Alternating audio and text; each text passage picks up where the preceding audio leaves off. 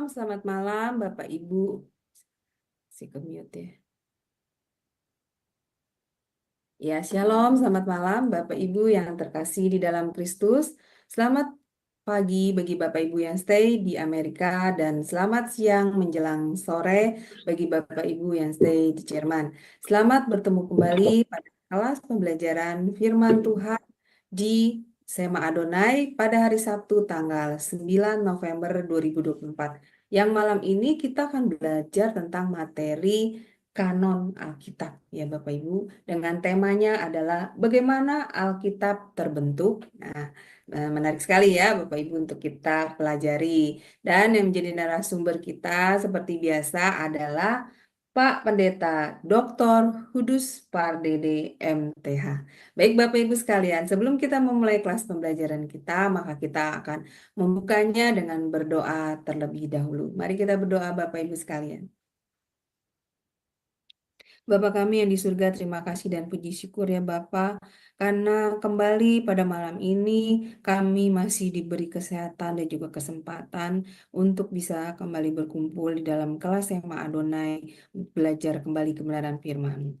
Ya Bapa, biar kiranya selalu ada penyertaan-Mu dan pimpinan-Mu dalam kelas pembelajaran kami ini. Dan berkatilah saya ya Tuhan yang sebagai moderator malam ini. Mampukan saya untuk bisa melakukan tugas dan kewajiban saya dengan baik dan juga dengan lancar. Berkati juga para operator yang bekerja di belakang layar. Mampukan juga mereka untuk bisa melakukan tugas dan kewajibannya dengan sebaik-baiknya ya Tuhan. Dan berkati juga internet kami serta perangkat-perangkat yang kami pakai pada saat ini Tuhan, sehingga segala perangkat dan internet kami juga tidak mendapatkan halangan apapun ketika pembelajaran ini berlangsung. Dan yang terutama berkati hamba-Mu, Pak Hudus yang akan menyampaikan kebenaran firman-Mu malam ini Tuhan. Urapi setiap perkataan dari Pak Hudus dan berikan hikmat yang hanya daripada-Mu, sehingga Pak Hudus dapat menyampaikan kebenaran firman-Mu kepada kami semua dengan pemahaman yang baik dan benar sesuai dengan kehendak-Mu Tuhan. Dan berkati juga kami yang berada dalam kelas ini maupun yang mendengarkan di live YouTube ataupun nanti yang mendengarkan di live tunda. Buka hati dan pikiran kami Tuhan, terangi dengan Roh Kudus-Mu, dan juga berikanlah kami hikmat daripada-Mu, sehingga kami mampu menangkap apa yang diajarkan oleh Pak Kudus dengan baik dan benar sesuai dengan kehendak-Mu. Dan materaikan firman itu di dalam hati kami Tuhan, jadikanlah rema di dalam diri kami, sehingga kami selalu mampu mengingatnya. Kami dapat memberitakan dan mengajarkan kepada sesama kami, dan terutama kami mampu melakukannya juga di dalam diri kami dan kehidupan kami terhadap sesama. Terima kasih Tuhan, kami mau menyerahkan kelas pembelajaran ini dari awal hingga akhir hanya di dalam pimpinan-Mu dan penyertaan-Mu, dan kami patahkan segala kuasa kegelapan yang akan menghalangi pembelajaran kelas kami ini dalam nama Yesus. Doa ini kami panjatkan dalam satu nama, yaitu Tuhan Yesus Kristus, Juru Selamat kami yang hidup. Haleluya. Amin. Baik, Bapak Ibu sekalian, sebelum kita masuk pada sesi pembelajaran, maka terlebih dahulu kita mendengarkan profil dari narasumber kami ya, Pak Kudus Pardede. Ya, dipersilakan Pak Sam, operator kami.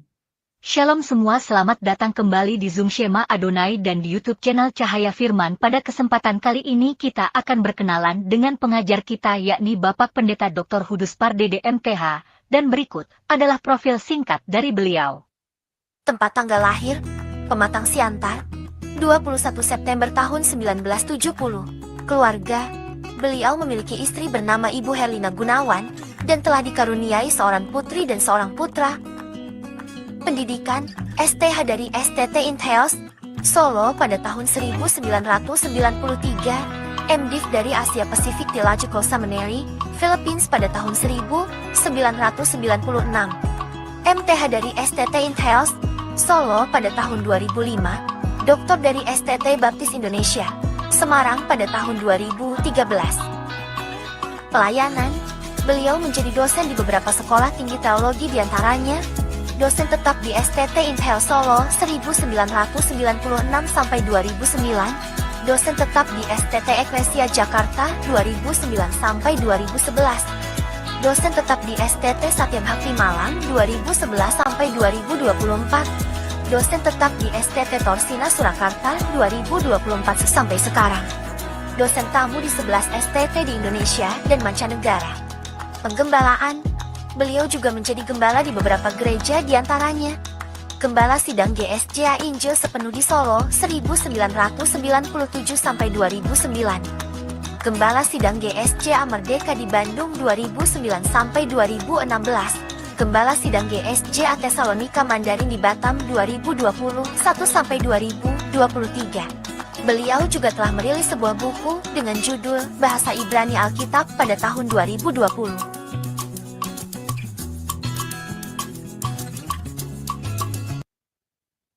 Ya, itu sekilas profil dari narasumber kami, Pak Kudus ya. Terima kasih Pak Sam yang sudah menayangkan profil dari Pak Kudus. Baik, sebelum masuk pada pembelajaran, saya akan menyapa terlebih dahulu narasumber kami. Shalom, selamat malam Pak Kudus. Selamat malam, Bu Aling. Selamat malam semuanya. Puji Tuhan. Puji Tuhan, semoga kabar Bapak luar biasa dan sehat selalu ya Pak. Amin, amin. Baik, Pak Udus, saya persilakan waktu dan tempat pada Bapak untuk mengajar kami. Dipersilakan, Pak.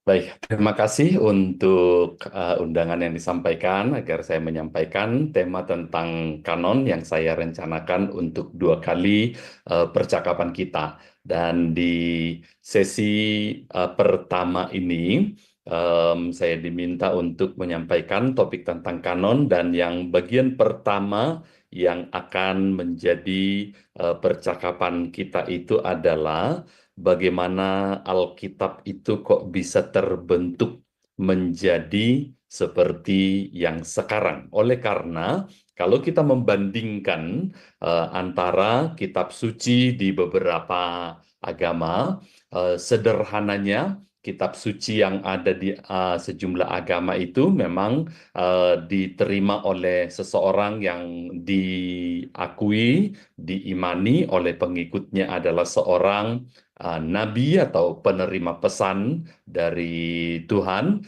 lalu kemudian dituliskan baik oleh yang bersangkutan ataupun oleh pengikutnya. Apakah Alkitab juga sesederhana itu? Ternyata agak berbeda, sebab Alkitab nanti kita akan melihat dia bukanlah sebenarnya hanya satu buku. Tetapi saya lebih tepat bisa menggambarkannya, Alkitab itu sebenarnya seperti satu perpustakaan yang terdiri dari sejumlah buku.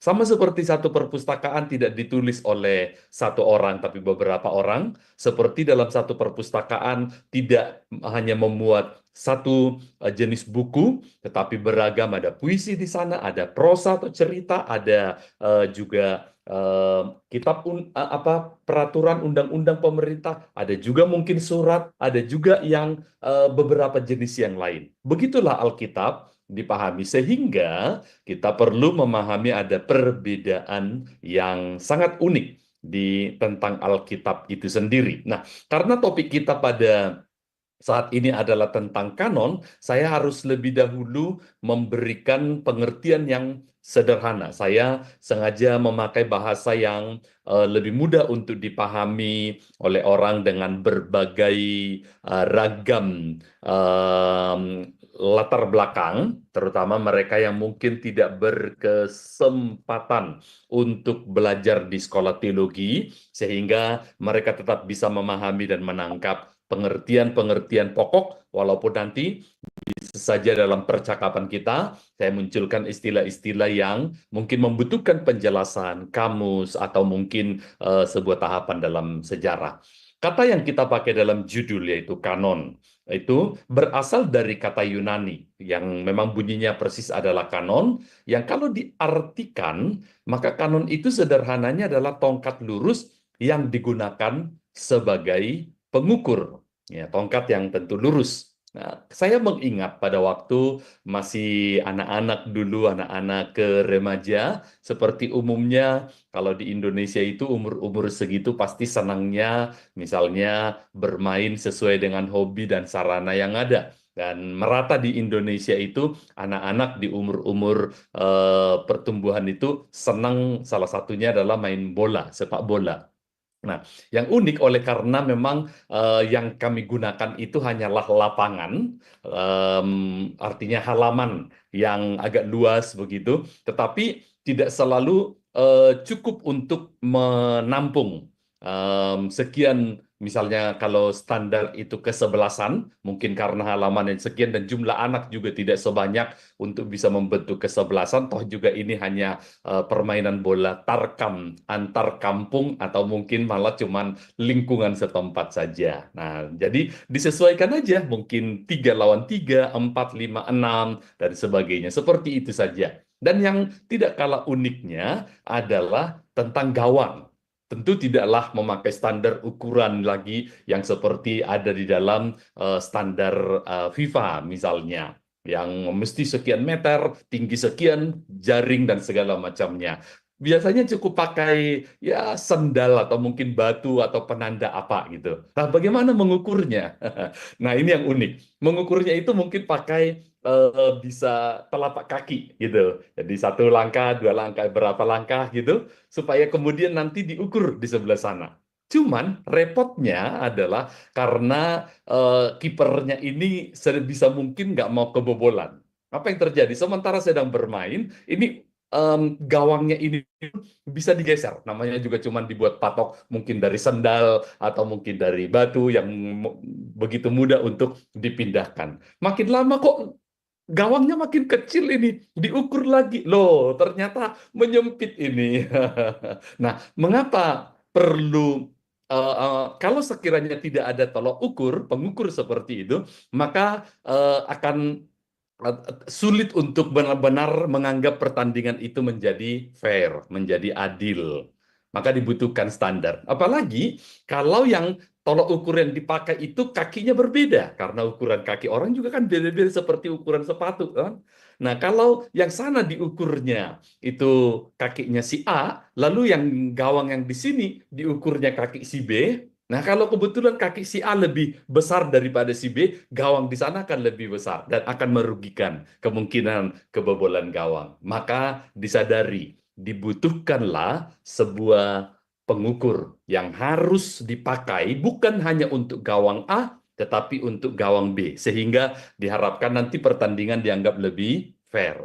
Begitu juga dengan kitab suci. Sebab kita akan memperhatikan bahwa sebenarnya ada keragaman ini pengakuan, misalnya di kelompok tertentu, kelompok kecil. Ini juga ditulis oleh Rasul X. Kalau Anda pernah mendengar Injil Barnabas, Injil Thomas misalnya, yang di Alkitab kita tentu sekarang tidak ada. Padahal beberapa kelompok kecil ada yang mengakui bahwa ini memang ditulis oleh nama rasul yang tertulis di sana. Nah, nanti pada sesi yang kedua saya akan juga membincangkan sedikit, dapatkah Alkitab dan kitab-kitab yang mungkin dianggap oleh kelompok tertentu itu bisa dipercaya. Ya, jadi cukuplah saya hanya menyampaikan di sesi pertama ini bahwa kita memang membutuhkan pengukur standar. Makanya pengertian tentang kanon apabila digunakan bukan dalam arti literal tapi dalam konteks Alkitab, maka dapat diartikan itu sebagai standar, kaidah, atau norma, sebagai ketentuan iman atau ketentuan dari kebenaran. Sehingga tidak bisa patok itu kayak digeser-geser seperti saya contohkan tadi. Tapi haruslah menjadi tolok ukur yang fix. Jadi kalau kita mengartikan setelah kanon itu sekarang sudah fix, maka saya bisa menambahkan pengertian yang berikut. Kanon adalah kumpulan 66 kitab yang diterima sebagai firman Tuhan yang tertulis. 66 kitab itu adalah kalau perjanjian lama dari Kejadian sampai nanti Maleakhi, lalu yang sebanyak 39, lalu kemudian dari perjanjian baru itu ada Matius sampai Wahyu sebanyak 27 kitab, dan kalau dikombain keduanya berjumlah 66. Nah, 66 kitab inilah yang diterima sebagai firman Tuhan yang tertulis, yang berotoritas penuh bagi iman dan kehidupan manusia. Nah, di sini oleh karena Alkitab adalah firman Allah yang merupakan fondasi, maka itulah yang dipakai sebagai batas, sebagai patok kehidupan orang percaya. Sebab kalau tidak nanti kita akan dengan begitu mudah diombang-ambingkan.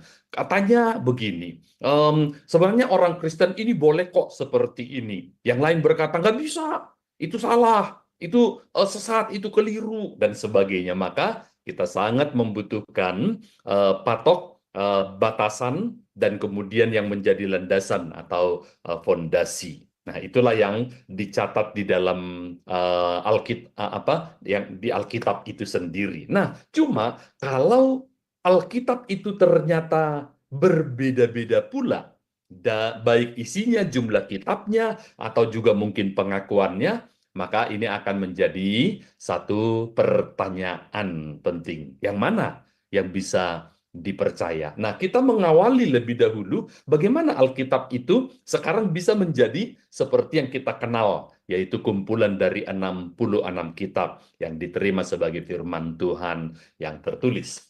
Baik, kita akan melihat lebih dahulu. Alkitab sesungguhnya memiliki beberapa keunikan, dan keunikan itu saya bisa katakan tidak dimiliki oleh kitab yang sejenis pada kepercayaan yang lain, yaitu kitab yang dianggap sebagai kitab suci di dalam sistem kepercayaan atau agama tertentu di luar kekristenan. Mari perhatikan beberapa di antaranya. Tidak dapat disangkal bahwa kumpulan dari 66 kitab ini merupakan kitab yang paling banyak dibaca dan terus-menerus dibaca. Paling banyak bahasa terjemahannya pula, paling banyak jilid penerbitannya, dan paling banyak mempengaruhi hidup manusia. Artinya, memang ada buku-buku tertentu yang berpengaruh sedemikian rupa. Kalau kita bisa mengingat misalnya Hitler yang menulis buku tertentu yang menimbulkan kebencian kepada orang-orang Yahudi, maka mereka disebut nanti antisemit. Dan kita tahu apa yang terjadi sampai nanti berakhirnya Perang Dunia Kedua, di mana sejarah mencatat hampir sekitar 6 juta orang Yahudi di berbagai negara itu mati atau juga sekian banyak menderita. Nah, ada pengaruh, tapi malah ada pengaruh yang buruk, tetapi itu pun dengan pengaruh yang sedemikian luas, itu belum sebanding dengan nanti pengaruh yang dihasilkan oleh Alkitab. Oleh karena keunikan itulah Alkitab itu menjadi best seller di sepanjang sejarah. Belum ada yang menandinginya. Seperti yang saya sebutkan tadi, paling banyak dibaca, paling banyak bahasa terjemahannya, paling banyak jilid penerbitannya, dan paling banyak mempengaruhi hidup manusia. Tidak terhitung oleh karena begitu yakinnya akan kebenaran Alkitab, orang yang rela menjadi martir, mati syahid, rela dianiaya, rela mengorbankan apa saja karena keyakinannya berdasar Alkitab. Orang-orang bisa menyebutkan, bodoh kamu, kok mau-maunya kamu berpegang kepada buku yang seperti itu. Tetapi pada akhirnya orang menemukan kebenaran yang sedemikian kuat dan solid, dan mereka rela melakukan, mengerjakan, mengorbankan termasuk nyawa sekalipun untuk keyakinan yang begitu kuat. Karena ini bukan sekedar mengisi pengetahuan, tetapi ini mengubahkan kehidupan menjadi lebih baik. Itu yang dialami oleh banyak orang sehingga tidak tergoyahkan dari keyakinan itu. Sementara yang lain meninggalkan kehidupan yang jahat, dan yang lain lagi dikuatkan oleh dari keputusasaan karena keyakinan akan Alkitab sebagai firman Tuhan. Saya pernah mendengarkan satu cerita ya di Sumatera Utara, daerah asal saya. Pada waktu itu ada seorang tua sedang membaca Alkitabnya, lalu kemudian ada turis dari Eropa sana datang melihat orang tua ini asik membaca Alkitab, ditanya, membaca buku apa? Lalu dia bilang, ini Alkitab, ini Bibel ini. Kemudian si turis ketawa, di negara kami sana, buku yang kamu pegang itu sudah dilupakan, ditinggalkan, sudah dianggap mungkin lelucon aja.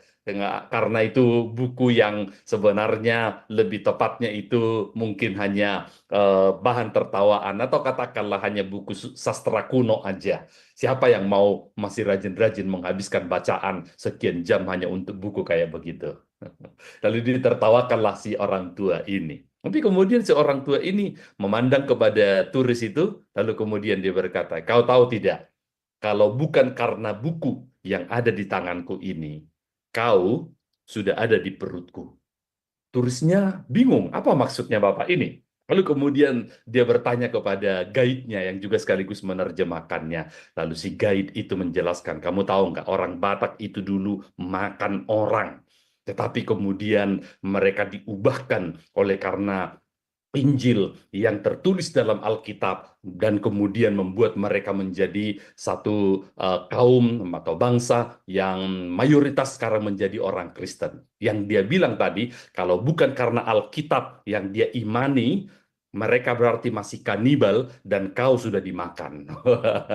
Ini sekaligus menjadi satu kesaksian, namun juga sekaligus membuktikan keunikan dari Alkitab, terutama dalam hal dampaknya mengubahkan hidup orang. Nah, kita bisa melihat dengan kata lain, Alkitab itu terus memang diselidiki, dipermasalahkan termasuk apakah layak mendapat perhatian istimewa dibanding kitab-kitab lain yang di dunia ini. Bagaimana relevansinya dengan kehidupan manusia dan dunia yang terus berubah. Ingatlah bahwa Alkitab itu sebenarnya kalau dihitung aja hanya kitab paling terakhir yaitu Wahyu yang ditulis sekitar tahun 80 atau 90 Masehi, maka itu berarti sudah berumur kitab Alkitab kita itu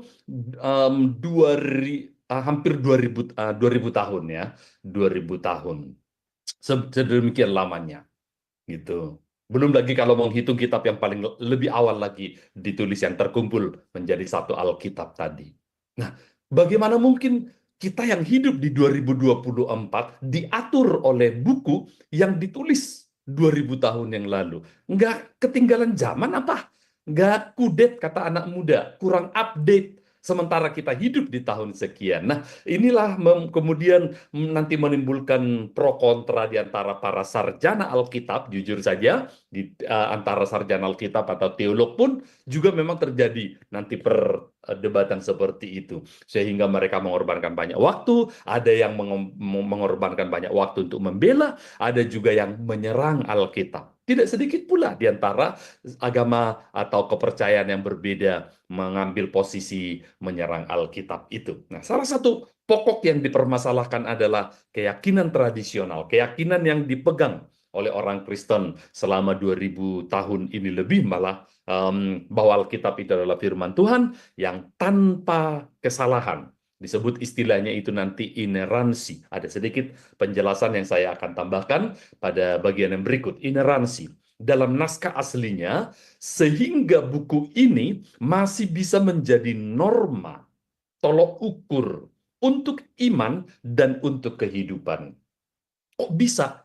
Masa kalian membiarkan hidupmu diatur oleh orang yang hidup 2000 tahun yang lalu, sementara kau sudah hidup di 2024. Bukankah ini adalah sebuah penggambaran yang nampaknya membuat orang jadi ragu? Iya ya, hidupku itu ya sekarang, berarti normanya ya yang sekarang dong, begitu. Disinilah kita perlu harus menjawab, dan jawaban itu sebenarnya ada pada pertanyaan yang paling pokok. Bagaimana Alkitab kalau begitu menjadi seperti yang sekarang kita kenal? Itulah yang akan menjadi percakapan kita. Oke, jadi kita harus mengawali dulu dengan pernyataan Alkitab itu sendiri. Apa kata Alkitab tentang dirinya? Baru nanti kita bisa melihat bagaimana prosesnya menjadi seperti yang kita kenal yang sekarang. Saya mengutip 2 Timotius 3 ayat 16 sampai ayat yang ke-17, walaupun saya hanya mengutip ayat 16-nya saja, disebutkan demikian. Segala tulisan yang diilhamkan Allah memang bermanfaat untuk mengajar, untuk menyatakan kesalahan, untuk memperbaiki kelakuan, dan untuk mendidik orang dalam kebenaran. Kalau saya lanjutkan ayat yang ke-17, meskipun saya tidak taruh di layar, dengan demikian tiap-tiap manusia kepunyaan Allah diperlengkapi untuk setiap perbuatan baik. Nah, jelas sekali dari ayat ini, Alkitab menyatakan bahwa tulisan yang ada di dalamnya itu diilhamkan oleh Allah. Karena itu bukanlah sekedar hasil perenungan. Kalau saya misalnya membaca ada mazmur tertentu, bahkan kalau sekarang sudah menjelang Natal, saya pernah dengar sebuah lagu sedang dibuat jadi latihan, By the river of Babylon, we will sit down, yeah we weep when we remember Zion. Ada yang mungkin ingat lagu itu ya? Itu adalah lagu Boney M. Yang mengambil ternyata itu memang adalah dari kitab Mazmur. Ketika dia ada di pinggir atau di tepi Sungai Babel, disitulah kita merenung, meratap, ketika kita mengingat Sion, katanya. Apa bedanya dengan lagu yang juga tidak lumayan terkenal oleh misalnya Gesang. Gesang yang menciptakan lagu Bengawan Solo. Bengawan Solo, riwayatmu ini, dan sebagainya. Itu kan diciptakan oleh Gesang ketika dia ada di pinggir Bengawan Solo, melihat panjangnya, alirannya, dan sebagainya. Terciptalah lagu itu. Sama-sama berada di pinggir sungai, sama-sama terinspirasi, lalu kemudian menuliskan lagu, menjadi terkenal. Ya, lagu Bengawan Solo nggak cuma dikenal di Indonesia loh. Saya pernah ke Taiwan, saya pernah ke ini juga Jepang, dan itu disukai sekali di sana. Nah, yang menjadi pertanyaan lalu apa bedanya? Jelas ada perbedaannya, karena yang kita baca dari Alkitab itu bukan sekedar penulisnya itu diilhami oleh alam, oleh daya kreasi seni, tetapi diilhamkan oleh Allah. Dan karena natur itulah, lalu kemudian dia memiliki kuasa, wibawa, power untuk mengajar, menyatakan kesalahan, memperbaiki kelakuan, dan mendidik dalam kebenaran. Itu tidak dihasilkan oleh karya-karya sastra yang lain. Boleh saja mereka ditulis menjadi sebuah refleksi, perenungan, tetapi tidak dalam kapasitas yang sama seperti Alkitab, yang karena dia diilhamkan oleh Allah. Yang ilham manusia boleh saja keliru, salah, direvisi, diperbaiki, ditingkatkan. Tetapi yang dari Allah itu memiliki kebenaran kekal. Langit dan bumi akan lenyap, tetapi firman-Nya akan tinggal tetap. Itu adalah sebuah keyakinan yang begitu kokoh. Nah, sekarang kalau kita melihat berdasarkan itu, lalu ada beberapa sifat karena ketidaksalahan Alkitab itu, maka Alkitab itu punya kewibawaan. Alkitab memegang otoritas tertinggi dan terakhir untuk iman dan kehidupan orang percaya. Karena Alkitab adalah firman yang datang dari Allah sendiri. Kalaupun kita terinspirasi atau senang dengan lagu-lagu hasil ciptaan seseorang, itu hanyalah sebatas sebuah karya seni. Mungkin ada orang yang melihat, aku kayaknya cocok dengan lagu itu, kayak menceritakan bagian tertentu dari hidupku, tetapi lagu itu nggak bisa berbuat lebih dari sekedar mungkin mewakili barangkali hanya perasaan pikiran kita untuk bagian tertentu. Tapi dia tidak sanggup untuk menjadi patokan atau acuan. Karena kata Iwan Fals, dalam lagunya bilang begini, maka aku harus begitu. Gak bisa, karena dia tidak punya power untuk itu. Dia mungkin bisa menjadi sumber penghiburan untuk maksud terbatas, bisa memberi informasi untuk informasi yang barangkali tidak salah, namun tidak memiliki power seperti yang kita baca tadi, untuk menjadi dasar untuk kebenaran, menyatakan kesalahan, memperbaiki kelakuan, dan mendidik, dan sebagainya. Kejelasan. Alkitab diartikan bahwa Alkitab ditulis sedemikian rupa sehingga jelas maksud pemberitaan dan pengajarannya, sehingga dapat dimengerti oleh setiap orang yang sungguh-sungguh membaca dan mencari pertolongan Tuhan, serta bersedia melakukan firman Tuhan itu. Maka Alkitab itu bisa dipahami bahkan oleh orang yang paling sederhana yang mungkin kurang dalam tingkat pendidikannya sekalipun, tetapi dia tetap juga cukup memadai untuk ditelaah, diteliti oleh orang-orang yang sampai ke jenjang mungkin studi doktor sekalipun, bahkan postdoktoral dan sebagainya, dan masih menemukan kebenaran-kebenaran yang tidak ada habis-habisnya untuk digali dan digali, diterapkan, dilihat relevansi aktualnya, dan tidak pernah kehilangan powernya. Ada clarity di situ. Kemudian kita juga melihat bahwa karena diilhamkan oleh Allah itulah, maka Alkitab itu menjadi necessity, keperluan mutlak. Alkitab diperlukan secara mutlak untuk mengenal Kristus agar kita bisa diselamatkan. Karena hanya Alkitablah yang memberitakan kebenaran kabar baik tentang Kristus. Ketika baru beberapa lama kami waktu itu pindah ke Kota Malang, tentu kami sekarang sudah tidak lagi di sana. Lalu karena memang belum mengenal kota ini, ketika ada seseorang yang perlu saya jemput di bandara, lalu kemudian saya mengandalkan Google Maps. Ya, memang secara umum Google Maps ini akan menolong kita untuk memandu belok kiri, belok kanan, lurus berapa jarak dan sebagainya. Tetapi tentu meskipun dia sangat menolong, ada kalanya juga ternyata bisa kacau, bisa memberi panduan yang keliru. Anda tentu pernah mendengar bagaimana sebuah kendaraan lalu justru dibawa ke jalan yang ke hutan atau jalan alternatif, dan itu betul-betul pernah saya alami. Malah dibawa ke perkebunan tebu, padahal jalan ke bandara itu tentu adalah jalan yang mulus, besar. Lah, kok bisa sampai ke sini? Ini bukan jalan mobil lagi, hanya truk pengangkut tebu. Akhirnya saya harus mundur, lalu kemudian lebih baik tanya orang. Oke, lihat bagaimana kalau petunjuknya sampai keliru. Karena katanya inilah petunjuk menuju keselamatan. Tapi ternyata ada jalan yang disangka lurus, tetapi ujungnya menuju maut, kata Amsal suatu kali. Bahaya sekali. Tapi untunglah, Alkitab itu diilhamkan Allah, maka dia dapat menjadi panduan. Dan itulah yang menjadi necessity, keperluan mutlak. Maka kita tidak pernah salah membagikan kebenaran Alkitab, kebenaran Injil kepada siapapun, karena pasti itu menjadi necessity, keperluan mutlak untuk dia mengenal Kristus dan menerima keselamatan di dalam Kristus itu. Dan juga kita jelas mengatakan di sini bahwa Alkitab itu dalam bahasa Inggris disebut efficacy, mencapai tujuannya. Dalam menyampaikan beritanya ini Alkitab tidak pernah gagal mencapai maksudnya, baik untuk orang yang menerima keselamatan ataupun untuk mereka yang menolak. Alkitab memberikan pilihan pada setiap orang.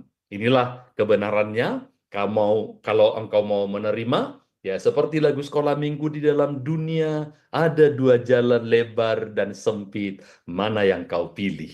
Ya, bebas memilih lebar dan sempit, tetapi tidak lagi bebas memilih ujung jalannya. Yang lebar itu menuju kepada api pembinasaan, tetapi yang jalan yang sempit menuju kepada kehidupan, kekekalan bersama dengan Tuhan. Nah, jadi kita bisa melihat dia mencapai tujuannya untuk maksud menjelaskan sesuatu yang manusia belum atau tidak bisa memahaminya, bahkan dengan segala keilmuan-keilmuan yang digali dan dipelajari. Alkitab juga memiliki sifat kesatuan.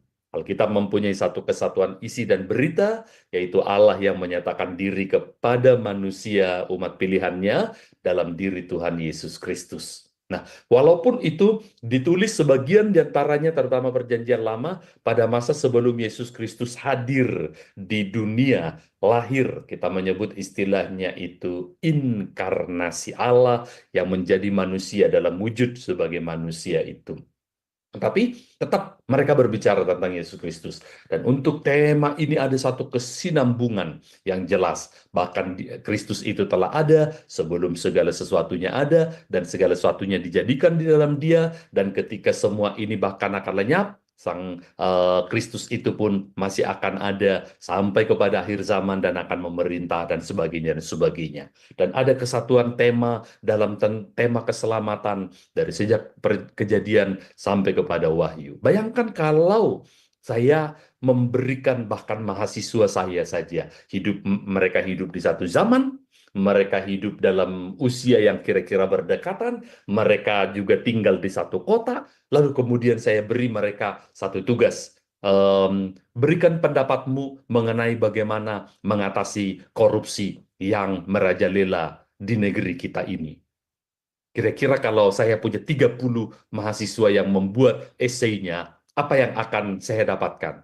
30 orang, mungkin 60 solusi yang mereka tawarkan. Minimal masing-masing mengajukan dua. Yang satu bilang tembak mati saja, yang satu bilang miskinkan, yang satu bilang biarin, tapi sita hartanya dan bagikan kepada orang miskin. Atau apapun langkah-langkah yang lain.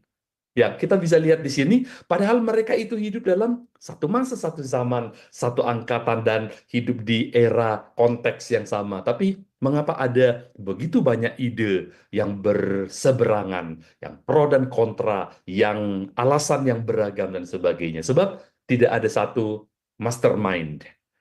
Berbeda dengan Alkitab. Ditulis, nanti kita bisa lihat kenapa Alkitab menjadi begitu unik. Nah, di sini dia. Alkitab memiliki keunikan tersendiri yang tak tersaingi oleh kitab lain manapun yang pernah ada dan yang akan ada di dunia ini. Gak ada yang setara dengan itu. Di mana keunikannya? Sekalipun Alkitab ditulis oleh lebih dari 40 orang. Kejadian sampai Ulangan ditulis oleh Musa, kitab Yesaya ditulis oleh Nabi Yesaya, Injil Matius ditulis oleh Matius, Injil Yohanes oleh Yohanes, dan sebagainya. Surat-surat Paulus, kita hitung semua yang dipakai Tuhan menjadi penulis Alkitab, sekitar lebih dari 40 orang. 40 orang ini latar belakangnya berbeda. Tetapi keselarasan dan kontinuitasnya itu terpelihara. Para penulis yang terpilih itu ada yang berprofesi sebagai raja, seperti Daud dan Salomo. Ada yang menjadi petani, seperti Nabi Amos. Ada yang menjadi filsuf, pemikir. Ada yang nelayan seperti murid-murid Yesus. Dokter seperti Lukas. Negarawan seperti termasuk ya Yesaya. Sarjana, penyair, petani, dan segala macamnya. Mereka hidup di negeri yang berbeda-beda. Ada yang di Israel, ada yang di Babel, ada yang nantinya terutama perjanjian baru nanti di Eropa, di Asia, dan sebagainya. Dan masing-masing juga punya pengalaman yang berbeda. Pengalaman yang dibesarkan, dididik, atau dipengaruhi oleh lingkungan, dan semua keragaman itu ada di antara 40 orang penulis Alkitab ini. Mereka tidak dalam satu generasi, sehingga tidak pernah mengadakan pertemuan, kontek-kontekan, telepon-teleponan, aku nulis begini, lu jangan nulis beda-beda loh ya, karena nanti ini akan menjadi kitab suci. Semacam itu nggak pernah ada. Semacam komunikasi, konsultasi, seminar, lokakarya, konferensi, atau yang semacamnya.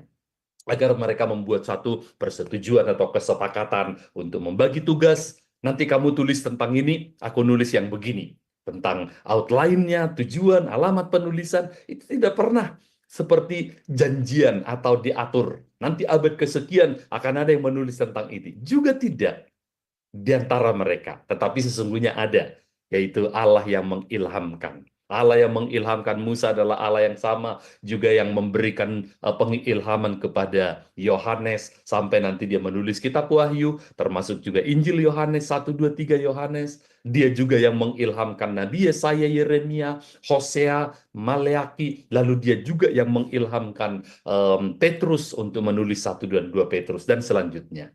Tidak ada di antara mereka yang mungkin seperti mencoba dulu membaca kitab yang sebelumnya agar saya nanti menulis lanjutannya. Juga tidak demikian. Masing-masing oleh dorongan Roh Kudus lalu menulis apa yang Tuhan taruh bagi mereka. Alkitab ditulis dalam satu periode sejarah yang cukup panjang. Kalau kita menghitung kitab yang paling awal sampai nanti kitab paling akhir, ya kalau dibulatkan itu jarak kitab paling awal dan paling akhir itu sekitar kurang lebih 1600-an tahun. Bayangkan jaraknya, dan jarak kita dari kitab terakhir ke 2024 pun sudah hampir 2000 tahun pula. Berarti jaraknya itu 3600 tahun dari sejak kitab pertama mungkin katakanlah ditulis. Tapi itulah keunikan dari Alkitab ini. Secara iman kita mengakui bahwa Tuhan sendirilah ternyata yang menentukan kenapa sekarang Alkitab kita menjadi ada, yaitu 66. Maka kita mau melihat sekarang bagaimana sebenarnya proses kanonisasi itu sesungguhnya terjadi. Karena kita bisa melihat ini adalah pengakuan penting bagi iman Kristen bahwa Alkitab sebagai firman Allah yang tertulis akan tetap menjadi firman Allah. Bahkan, ini hanya kalimat berandai, saya taruh dalam tanda kurung, tanpa membutuhkan siapapun untuk mengesahkannya. Karena tidak ada lembaga yang masih sepertinya semacam stempel halal. Kalau itu mungkin MUI untuk makanan yang direkomendasikan dimakan dan tidak melanggar mungkin syariah agama tertentu, katakanlah semacam itu. Untuk firman Allah, emang siapa lagi yang lebih tinggi sampai harus bisa menjadi pengesahannya? Kenapa? Karena pengesahan terhadap Alkitab datang dari Allah yang adalah sumber semua otoritas. Dan kemudian juga dari Alkitab itu sendiri, yang memang mengatakan aku diilhamkan oleh Allah loh ya, sehingga aku tidak membutuhkan kalau pengakuanmu, pengesahanmu, kamu tidak mengakui atau ini, ya nggak masalah. Nanti lihat pada konsekuensi, aku sudah memberitahu informasinya seperti ini. Tapi engkau yang tidak mau percaya. Nah, itu sederhananya demikian. Dengan campur tangan Roh Kudus, para pemimpin jemaat dalam tahun yang nanti saya sebutkan sekilas saja, mengakui kitab-kitab dan surat-surat para rasul yang diinspirasikan oleh Allah. Jadi yang mereka lakukan itu sebenarnya ternyata betul bahwa kitab yang ini atau suratan ini betul-betul dari Tuhan, bukan sekedar hasil olah pikir dari Paulus atau dari Yunus atau mungkin juga dari Musa dan sebagainya. Di sini akan terlihat nanti perbedaannya. Lembaga gerejawi yang nanti saya akan contohkan secara sederhana, hanya menerima dan mengakuinya, tetapi tidak menetapkannya. Oke, jadi bukan lembaga gerejawi yang menetapkannya. Pengakuan pada konsili gerejanya, konsili gereja harus dipahami sebagai penerimaan iman oleh gereja bahwa Alkitab kanonik itu ada dan diterima sebagai standar iman dan kehidupan. Gitu. Nah, di sini kita bisa melihat tangan Tuhanlah yang telah memimpin orang-orang percaya itu untuk mengumpulkan kitab-kitab yang nanti masuk kanon ini sehingga disusun menjadi Alkitab.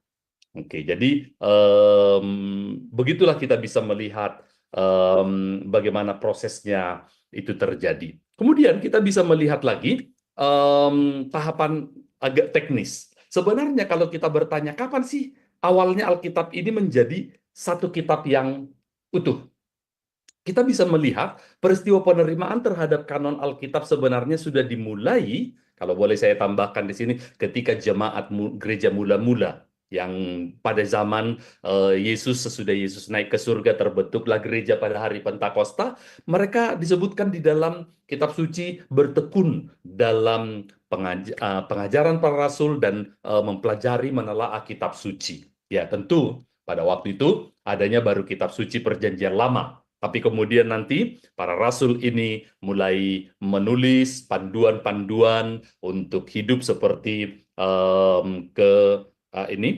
sebagaimana Tuhan kehendaki bagi gerejanya sejak masa setelah kedatangan Kristus yang belum ada memang secara spesifik pada Perjanjian Lama, sehingga dibutuhkan kisah atau penggenapan panduan yang melengkapinya. Maka ada tahapan yang perjanjian baru dikumpulkan. Sepanjang sejarah, Alkitab telah melalui proses pengumpulan dan penyusunan yang cermat.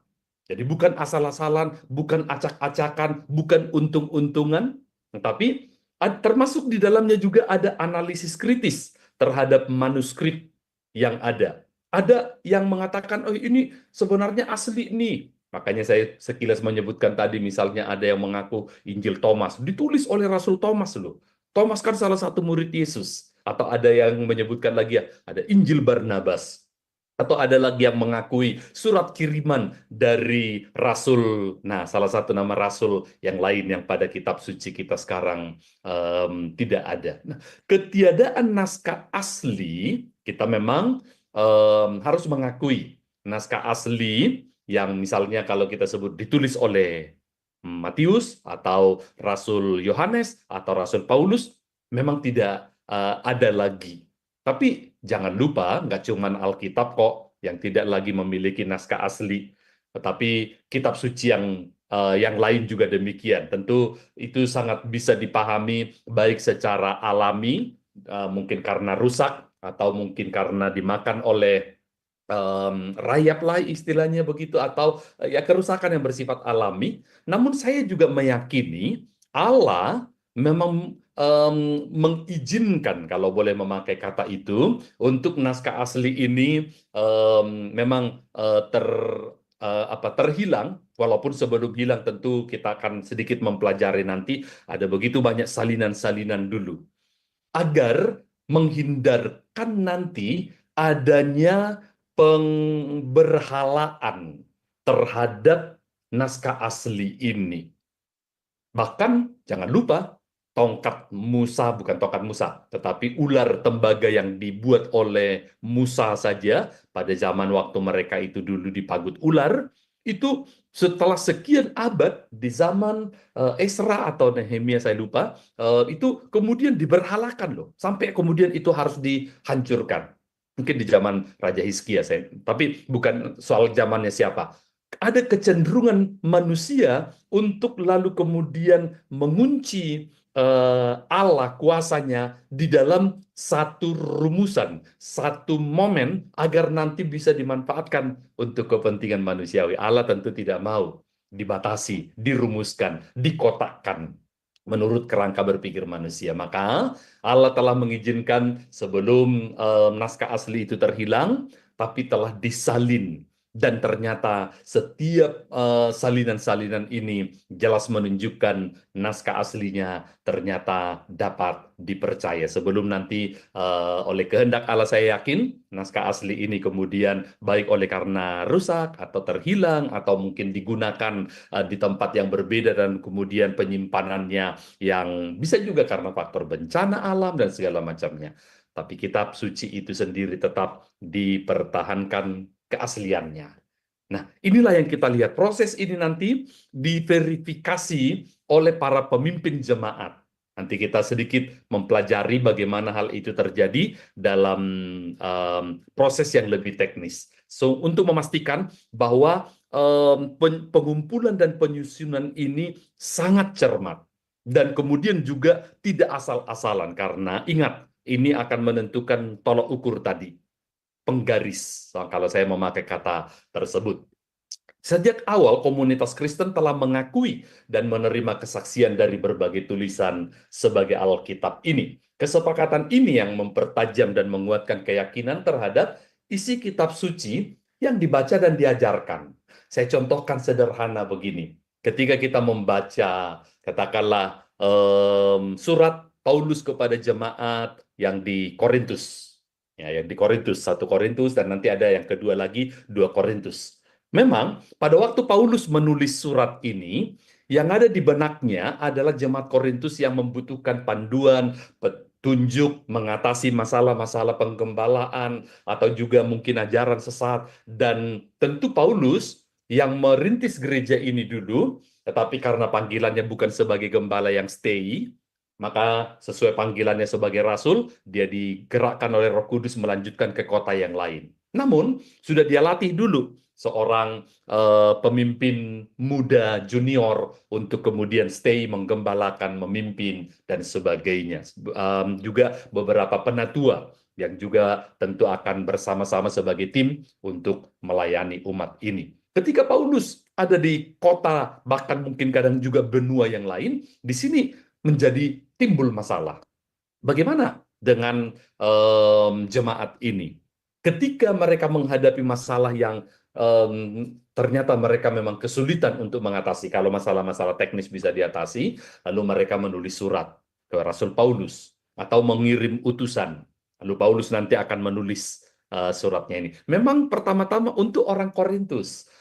Jemaat Korintus terberkati sekali, senang sekali mendapatkan solusi panduan dari Rasul senior ini. Mereka menerapkannya dan kemudian terhindarlah dari bahaya penyesatan, lalu diberilah panduan yang diterima oleh semua orang mengenai syarat-syarat misalnya penatua lah, atau mungkin masalah-masalah yang cukup rumit dan sebagainya. Tapi persoalan yang seperti ini ternyata nggak cuma ada di jemaat Korintus. Ketika Injil terus menyebar lagi ke berbagai kota, berandai saya katakan, sekarang ada juga di Jakarta, ada di Solo, di mana sekarang saya juga tinggal. Lalu kami menghadapi masalah seperti ini. Masalahnya adalah sudah tidak ada lagi rasul yang hidup. Oh, dulu jemaat Korintus pernah menghadapi masalah seperti ini, dan Rasul Paulus pernah memberi mereka panduan, dan panduan itu jos, tokcer banget, dan diterima oleh seluruh jemaat oleh karena memang kerasulan dari Paulus tidak ada yang meragukan komitmennya, dan kemudian oleh karena itu diilhamkan oleh Tuhan. Redalah masalah itu, tuntaslah sampai sekarang. Oh, kalau begitu apa yang harus kita lakukan? Kalau begitu mari kita salin surat Paulus itu. Betul kita tahu bahwa itu untuk orang Korintus, tetapi panduannya itu juga akan berguna. Asal kita nanti akan sesuaikan dengan kebutuhan di kota Solo, di Jakarta, atau mungkin di Amerika, dan di Amerika, dan sebagainya. Disalin, disalin, disalin, lalu kemudian dilihatlah kalau faktanya sebanding atau serupa, oke kita terapkan. Tapi kalau konteks kita agak berbeda, kita ambil prinsip utamanya, dan kemudian kita terapkan. Disitulah nanti hermeneutik akan berguna, ilmu menafsirkan. Nah, disinilah kemudian mereka akan mengatakan, betul, ini memang tidak dimaksudkan pertama-tama untuk kami yang di Solo, yang di Jakarta, di Amerika, tetapi ternyata hikmat Allah yang ada pada Rasul Paulus dan kemudian menuliskan ini, juga kita bisa lihat prinsip utamanya dapat diterapkan di sini. Maka kita mengakui bahwa ini juga adalah dari Allah. Begitulah setiap kitab-kitab ini kemudian diverifikasi, ditelusuri dari mana kamu mendapatkannya, siapa yang menyimpannya, bagaimana ini bisa ada pada kalian. Oh, dulu kami punya masalah seperti ini, lalu kami tahu pernah Paulus menulis di sana, kami salinlah itu, kami simpan sampai sekarang. Salinannya masih tersimpan di berbagai jemaat, tetapi naskah aslinya kelak seperti tadi yang disebutkan memang sudah tidak ditemukan, namun semua salinan yang ada di Solo, di Jakarta, di Amerika itu ternyata klop.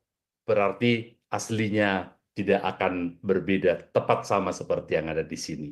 Begitulah pengakuan jemaat-jemaat ini ditelusuri, diverifikasi, dan sampailah nanti kepada penentuan yang mana saja yang telah terverifikasi dan tidak ada keraguan. Siapa yang menulis, siapa yang menyalin, dan bagaimana itu disimpan, dipertahankan, dan kemudian diakui sebagai tulisan dari Rasul yang bukan ngaku-ngakunya, ngarang, dan sebagainya. Nanti sampai akhirnya pada tahun 367, Athanasius, seorang bapak gereja, uskup Alexandria ketika itu, memberikan daftar kitab-kitab yang merupakan kanon. Ini loh, aku sudah mempelajari, aku sudah menelusuri, dan inilah yang aku temukan terpercaya. Daftar 66 buku yang sampai sekarang dimasukkan sebagai Alkitab, itu nanti di istilahnya ketok palu, bukan untuk mengesahkan inilah kitab suci kita sejak sekarang, tidak. Tetapi inilah kitab-kitab yang telah terverifikasi, seperti yang saya contohkan tadi, sehingga kita itu hanya tinggal mengatakan mengimani. Ini memang sudah terverifikasi, bukan abal-abal, bukan ngarang-ngarang, bukan klaim sepihak, tetapi telah terverifikasi historisnya, kepenulisannya, penyimpanannya, penyalinannya, dan kemudian penggunaannya. Sangat memiliki wibawa atau otoritas.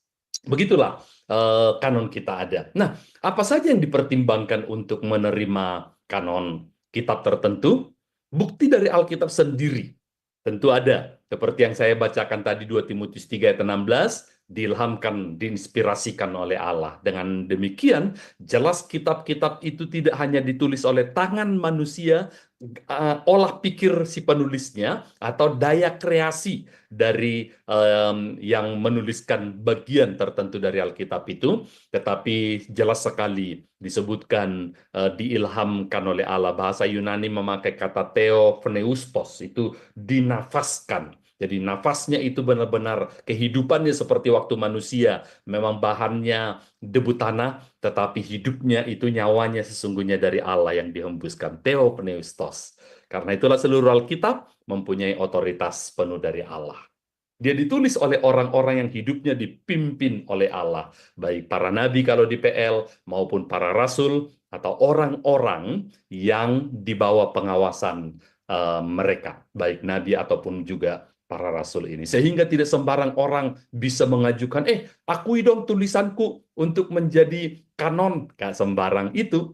Walaupun itu mungkin puisinya bagus, walaupun mungkin itu bahasanya indah, sastranya oke, tetapi kalau dia tidak memenuhi kriteria seperti yang disebutkan tadi, maka silahkan. Ini hanya menjadi satu bacaan, tetapi tidak menjadi kanon.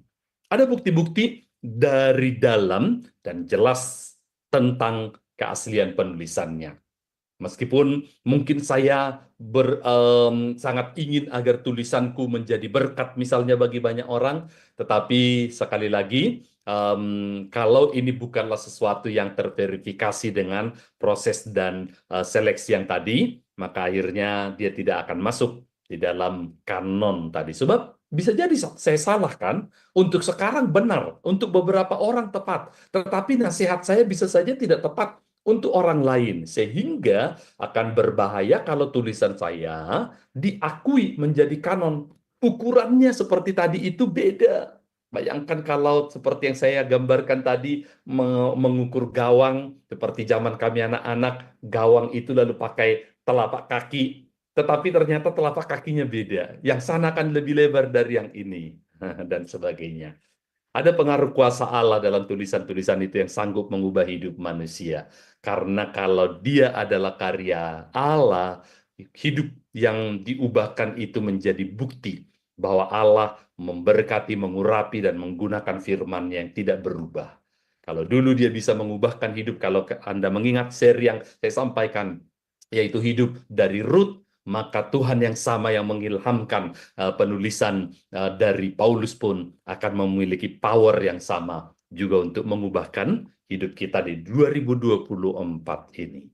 Nah, secara aklamasi, lalu kemudian tulisan-tulisan yang telah ditelusuri, diverifikasi, dan kemudian dikonfirmasi bahwa ini betul ditulis oleh Rasul Paulus, oleh Yohanes, oleh Petrus, atau Markus, Lukas, dan sebagainya, dan diakui, digunakan, dan telah mengubahkan hidup dari banyak jemaat, orang-orang yang mau percaya, menghidupinya, dan karena itu diilhamkan oleh Allah. Itulah yang terkumpul tadi, 66.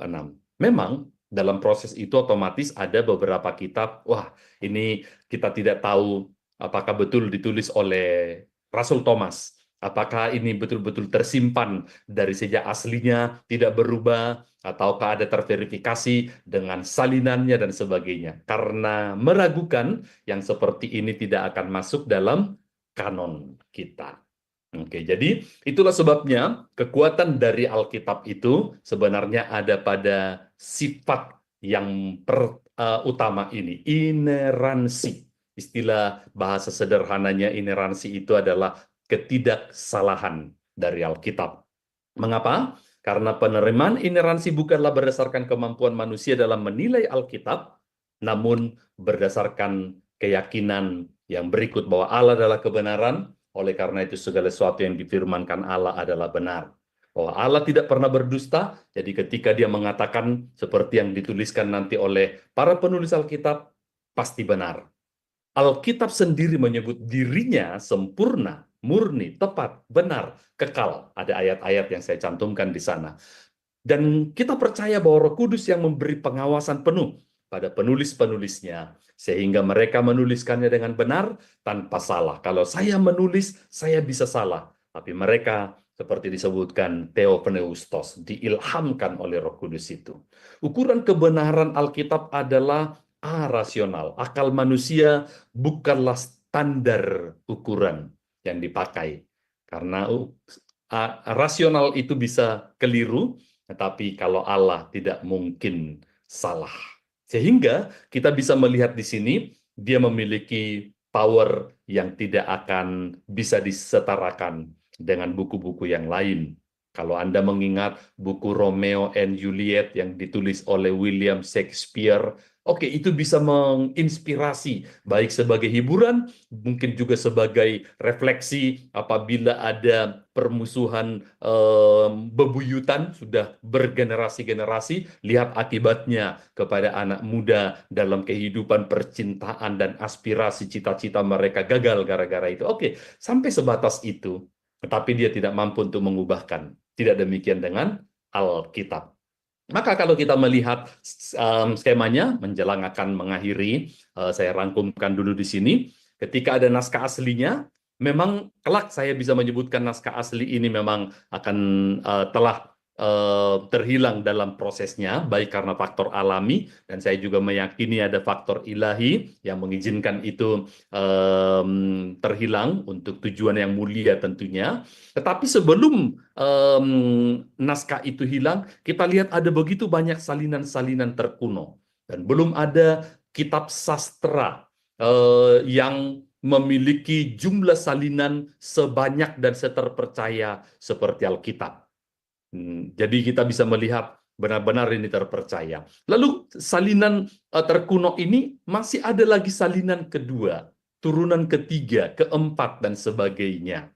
Gitu. Kalau toh ada perbedaan antara salinan itu hanya perbedaan style menulis. Kalau saya suka misalnya membuat singkatan DLL, tapi ada yang memakai lebih panjang dan lain-lain, atau malah ada yang memakai bahasa Inggris etc, ya, etc, segala macam. Tapi toh isinya kan tidak ada perbedaan. Tidak membuat sampai seolah-olah ada yang meragukan mana nih yang asli ini. Hanya perbedaan style, bukan soal isi.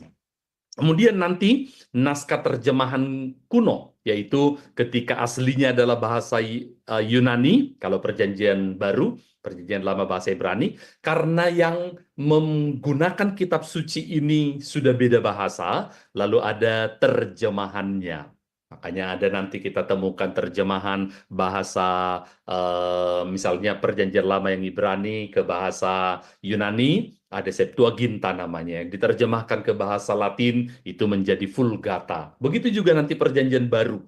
Bahkan nanti terjemahan kuno ini disalin lagi, lalu kemudian diterjemahkan ke bahasa lain, di bahasa Indonesia kalau saya contohkan, nanti kemudian kita punya terjemahan-terjemahan lama, bahasa Melayu, bahkan bahasa Indonesia tapi yang masih terjemahan lama. Lalu kemudian ada lagi terjemahan baru yang tadi saya kutip, itu terjemahan baru, dan terjemahan-terjemahan terbaru lagi. Dan meskipun ada keragaman, ada begitu banyak versi, tetapi itu hanyalah versi soal bahas, bukan soal isi atau kontennya. Sehingga nanti dari sinilah kita lalu akan pada pertemuan yang berikut akan kita mau mempelajari, dengan adanya sekian banyak naskah-naskah ini muncul pertanyaan, dapatkah Alkitab dipercaya? Itu kita simpan topik itu untuk percakapan kita pada seri yang kedua mengenai kanon ini. Dan yang bisa saya pastikan sekarang, bahwa kita sangat bersyukur bahwa Allah tidak hanya berbicara pada masa lalu setelah itu kita dibiarkan mencari sendiri panduan-panduannya, tetapi kita diberikan satu panduan yang dulu Allah pakai untuk menuntun umatnya di masa yang lalu, tetapi kemudian ternyata karena Allah tidak berubah prinsip-prinsipnya, maka itu berlanjut dan tersedia bagi kita dalam bentuk tulisan, dan kita memiliki sekarang kanon yang 66 kitab dari perjanjian lama ke perjanjian baru, dan kita sangat beruntung karena kita memiliki manual untuk iman dan kehidupan. Baik, itu yang saya bisa sampaikan dulu untuk penggambaran sederhana. Saya ingin mengembalikan dulu koordinasinya kepada Ibu Aling. Terima kasih. Baik, terima kasih Pak Hudus, luar biasa ya Pak. Pemaparan malam ini kita belajar bagaimana Alkitab mula-mula terbentuk ya Pak. Nah, seru, nanti kita akan bahas lanjutannya. Baik Bapak Ibu sekalian, sebelum kita masuk pada sesi tanya jawab dan diskusi atau sharing ya, saya terlebih dahulu akan membaca acara-acara Sema Adonai ke depannya ya Bapak Ibu. Ya, baik, sudah tampak di layar. Baik, Bapak Ibu, setelah kelas ini masih ada kelas lanjutan, yaitu di jam 21.00 waktu Indonesia Barat. Kita seperti biasa akan belajar tentang materi bahasa Ibrani ya, Bapak Ibu, di kelas ini.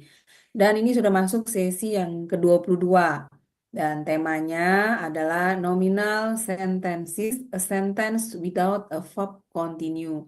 Yang akan mengajarnya seperti biasa adalah Pak Evangelis Erikson Ritonga BTH, dan moderatornya adalah Bro Agus.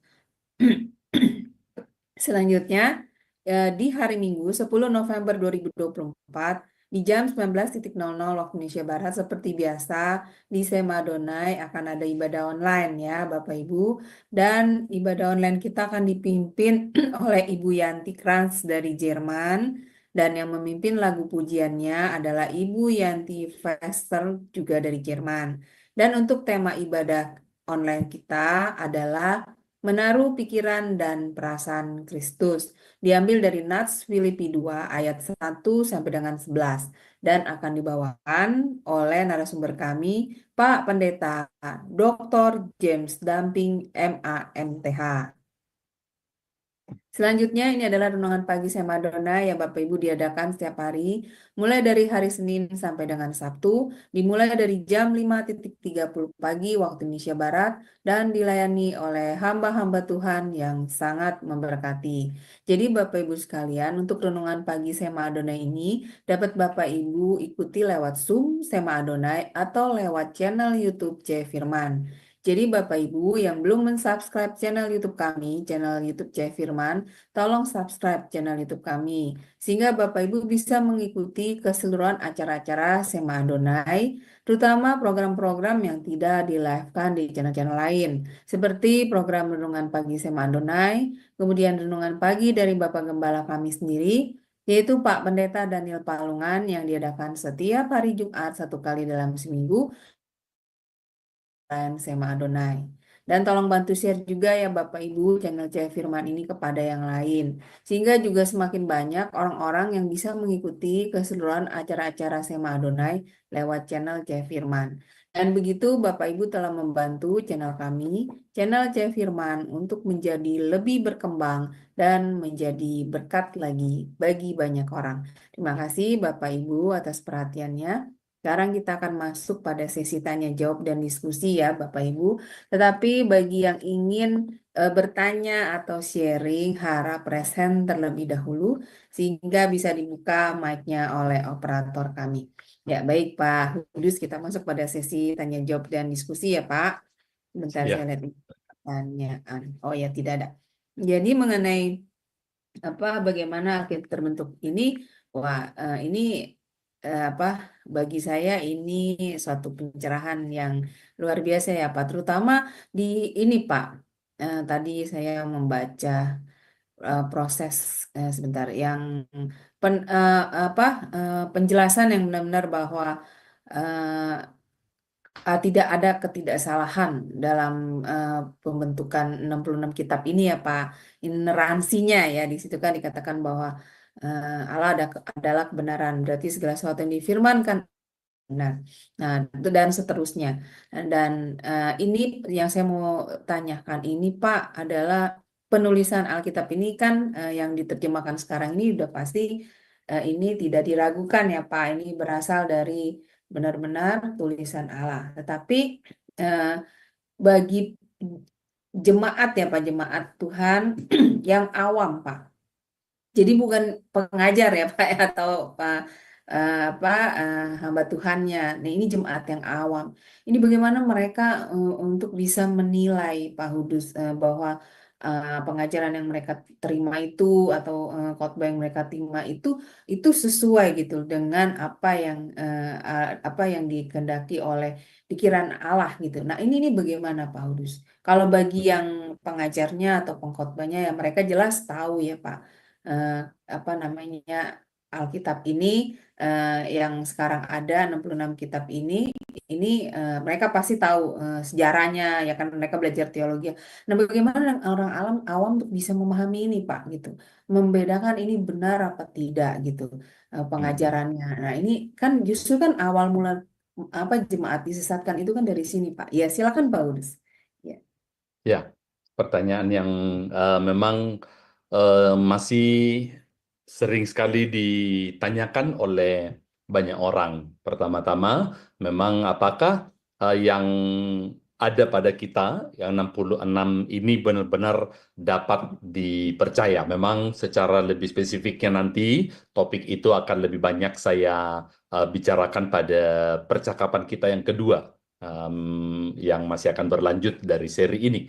Namun ketika kita bisa melihat lebih dahulu, karena tadi pertanyaannya lebih kepada orang awam, maka kita bisa melihat dari otoritasnya. Karena jika itu sesuatu yang menjadi hasil pikiran, olah pikir manusia, dia memiliki otoritas yang terbatas.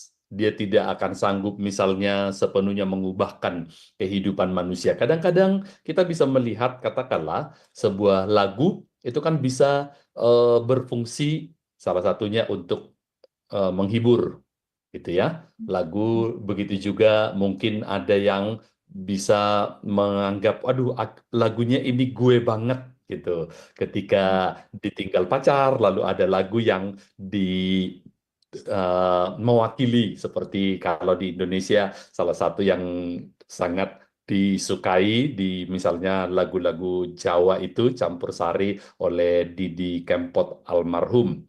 Ya, rasanya kok jadi the father of the broken heart, itu terkenal tuh gelarnya. Sehingga orang-orang yang lagi broken heart itu kayak terwakili banget dengan lagu-lagu dari penggubah ini, nah, Didi Kempot misalnya. Tapi kita bisa melihat bahwa Mazmur juga memiliki lagu-lagu untuk orang yang broken heart, ya kan? Tentang ketika Daud itu dikecewakan oleh orang-orang yang sangat dia percaya, bahkan kemudian oleh anaknya sendiri dia dihianati, ketika dia menjadi buronan oleh anaknya, kemudian dia sampai harus lari meninggalkan tahtanya, menyelamatkan diri dengan hanya sekelompok kecil saja yang masih setia kepadanya, dan sebagainya. Tetapi kemudian pada masa-masa seperti itu dia menuliskan beberapa nyanyian yang bisa ditemukan pada Mazmur tertentu. Kadang-kadang di judul juga disebutkan Mazmur Daud ketika dia dikejar-kejar oleh Raja Absalom, misalnya begitu, atau oleh Saul, itu kan ada beberapa Mazmur. Dan kita temukan ini bukan sekedar menceritakan atau mewakili orang-orang yang sedang hancur, broken heart, tetapi kemudian bagaimana Daud menemukan Allah, menemukan perjumpaan dengan Tuhan sebagai sesuatu yang menguatkan dia di masa-masa kehancuran dan keremukan itu. Lalu kemudian dia mendapatkan semangat untuk bangkit lagi. Dan kalau kita tahu bagaimana pada waktunya Tuhan kemudian memulihkan Daud lagi ke tahtanya. Tetapi sebelum dipulihkan ke tahtanya, hati Daud itu telah dipulihkan oleh Tuhan. Nah, dia ciptakanlah kemudian satu mazmur yang mewakili kondisi seperti itu. Sehingga ketika orang yang juga sedang broken heart, sedang hancur, sedang merasa remuk, sedang terpuruk, lalu kemudian membaca atau menyanyikan mazmur itu, mereka seperti menemukan peta jalannya Daud yang dipimpin oleh Tuhan dengan perjalanan yang tidak mudah itu, tetapi menemukan pengharapannya menjadi kuat, tangguh, teguh, menaruh kembali imannya di dalam Tuhan. Dan ketika kita mengikuti semacam peta tersebut melalui mazmurnya Daud, hidup kita pun seperti mengalami perjumpaan juga dengan Tuhan. Sama seperti Daud di masa-masa seperti itu dulu pernah mengalami perjumpaan dengan Tuhan.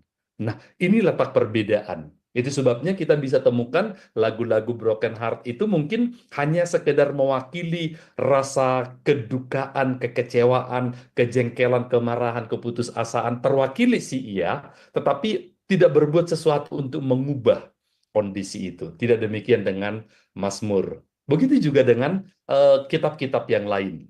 Lihatlah bagaimana kita bisa melihat keaslian dari kitab suci, itu selain tadi proses secara mekanis dan sebagainya yang dilakukan oleh para pemimpin jemaat pada konsili dan sebagainya, tetapi kuasa yang masih sanggup, masih memiliki otoritas wibawa sampai sekarang, mengubah hidup orang dan sebagainya. Makanya sebenarnya ketika kita membaca Alkitab, sebenarnya yang lebih tepatnya adalah Alkitablah yang membaca hidup kita. Alkitablah yang kemudian menunjukkan seperti 2 Timotius 3 ayat 16 yang berkata, ini salah loh. Maka segala tulisan diilhamkan oleh Allah itu bermanfaat untuk mengajar, menyatakan kesalahan, bukan sekedar menyatakan itu salah, tapi memperbaiki kelakuan. Setelah diperbaiki, lalu kemudian dibimbing, dituntun kepada kebenaran. Nah, power itu tidak pernah berkurang, tidak pernah berubah. Sama seperti Allah tidak pernah berubah, kebenaran-kebenarannya juga masih tetap sama. Langit dan bumi akan lenyap, tetapi firman-Nya tinggal tetap. Itu keaslian Alkitab salah satunya, itu didapatkan atau dibuktikan oleh karena kuasa dari firman yang masih tidak berubah sampai sekarang itu. Ya, itu salah satu jawaban untuk orang awam yang mungkin meragukan apa iya ini masih benar-benar yang dari Allah dan sebagainya. Begitu Ibu Aling. Ya, nah Pak, bagaimana dengan pemahaman yang dasar esensial seperti Allah Tritunggal gitu? Nah ini banyak kan Pak ditemukan pemahaman yang berbeda-beda dan mereka juga memakai ayat Pak untuk menyatakan itu. Nah ini ini juga kan sebenarnya kan untuk hal-hal yang seperti ini juga kan bagaimana ya Pak? Kalau menurut saya eh, bagi orang yang awam yang memang belum pernah duduk sebagai murid di dalam kelas-kelas pembelajaran firman. Nah, ini kan sangat berbahaya ya Pak. Nah, tanggapan Pak Hudus bagaimana? Jadi mereka bukan hanya mengartikan ayat-ayat itu dengan sesuka mereka ya Pak yang menyampaikan firman itu, tapi juga mereka merubah esensi dasar dari iman Kristen itu. Nah, ini bagaimana Pak Hudus? Iya, silakan Pak. Baik.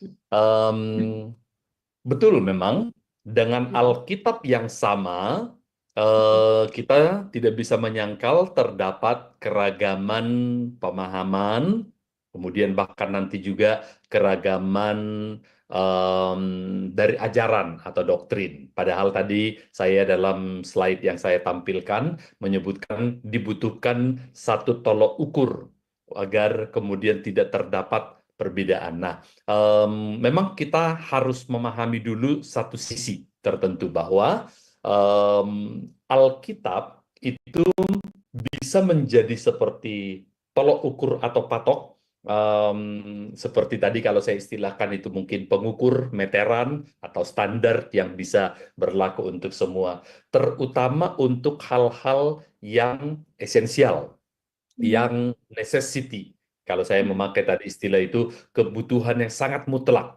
Kebutuhan yang sangat mutlak itu tentu terkait dengan hal-hal yang paling pokok tentang rencana keselamatan Allah, karena itu kebutuhan kita semua, termasuk juga di dalamnya hal-hal yang paling pokok yang lain tentang siapa Allah dengan sifat-sifatnya, serta kemudian karakter atau moral kekudusan, karena itu akan menjadi panduan bagaimana kita hidup sekarang.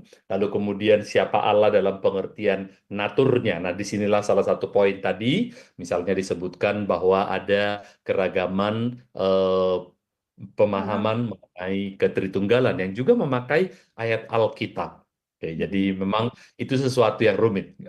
Kebetulan karena percakapan kita agak terbatas kepada tema mengenai kanon dalam hal ini, baik yang beragam pandangannya pun sebenarnya tidaklah terlalu berbeda dalam mengakui apakah ke-66 kitab ini dapat dipercaya. Yang ada adalah bagaimana mengartikan, memaknai, lalu kemudian menyusun suatu ajaran berdasarkan ke-66 kitab ini, kalau itu tuntas. Tetapi dalam contoh yang tadi, memang kita membutuhkan percakapan mengenai bagaimana membangun suatu teologi atau suatu ajaran. Ya, kita membutuhkan semacam alat-alat yang dalam studi teologi memang disebutkan itu hermeneutik atau ilmu tafsir atau eksegesis, kemudian juga nanti membutuhkan teologi sistematika, dan sebagainya. Tapi memang percakapan kita pasti akan meluas dan membutuhkan penjelasan yang lebih teknis lagi ke sana. Saya hanya bisa mengatakan seperti ini, bahwa apabila kita nanti menelaah pandangan-pandangan alternatif yang berbeda dari apa yang diyakini sejak dari gereja mula-mula, maka kita akan temukan biasanya pandangan-pandangan yang berbeda, bergeser, menyimpang, atau beragam itu memiliki suatu cacat dalam proses dalam membangun doktrin atau ajaran itu.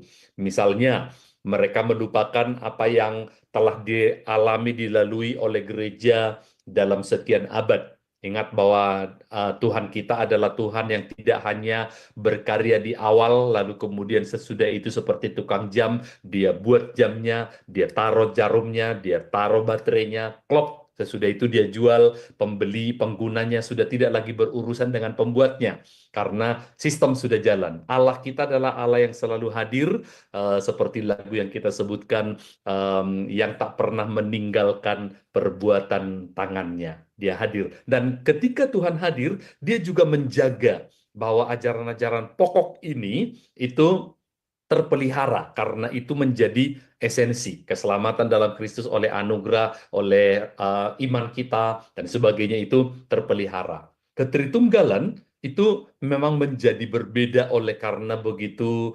kompleksnya siapa Allah, dan kita tidak memiliki alat yang menolong semacam analogi pembanding yang memadai untuk menggambarkan Allah, karena alat ukur kita, contoh yang ada pada kita terlalu sederhana dibanding Allah yang begitu sempurna dan tak terbatas.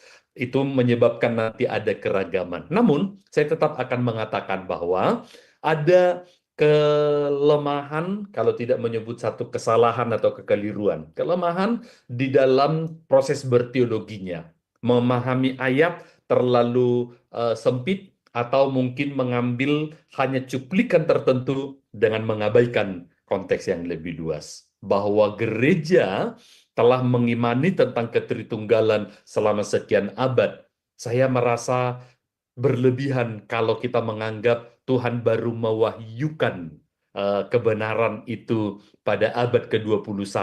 Itu berarti 20 abad Tuhan membiarkan umatnya bingung tentang hal itu. Tapi kalau soal hal-hal yang non-esensial, itu tidak masalah. Mungkin itu masalah, katakanlah misalnya tentang selera, dalam hal bagaimana sistem pemerintahan gereja, bagaimana mungkin mengelola pilihan hidup, apakah orang memilih untuk hidup membujang, atau mungkin menikah.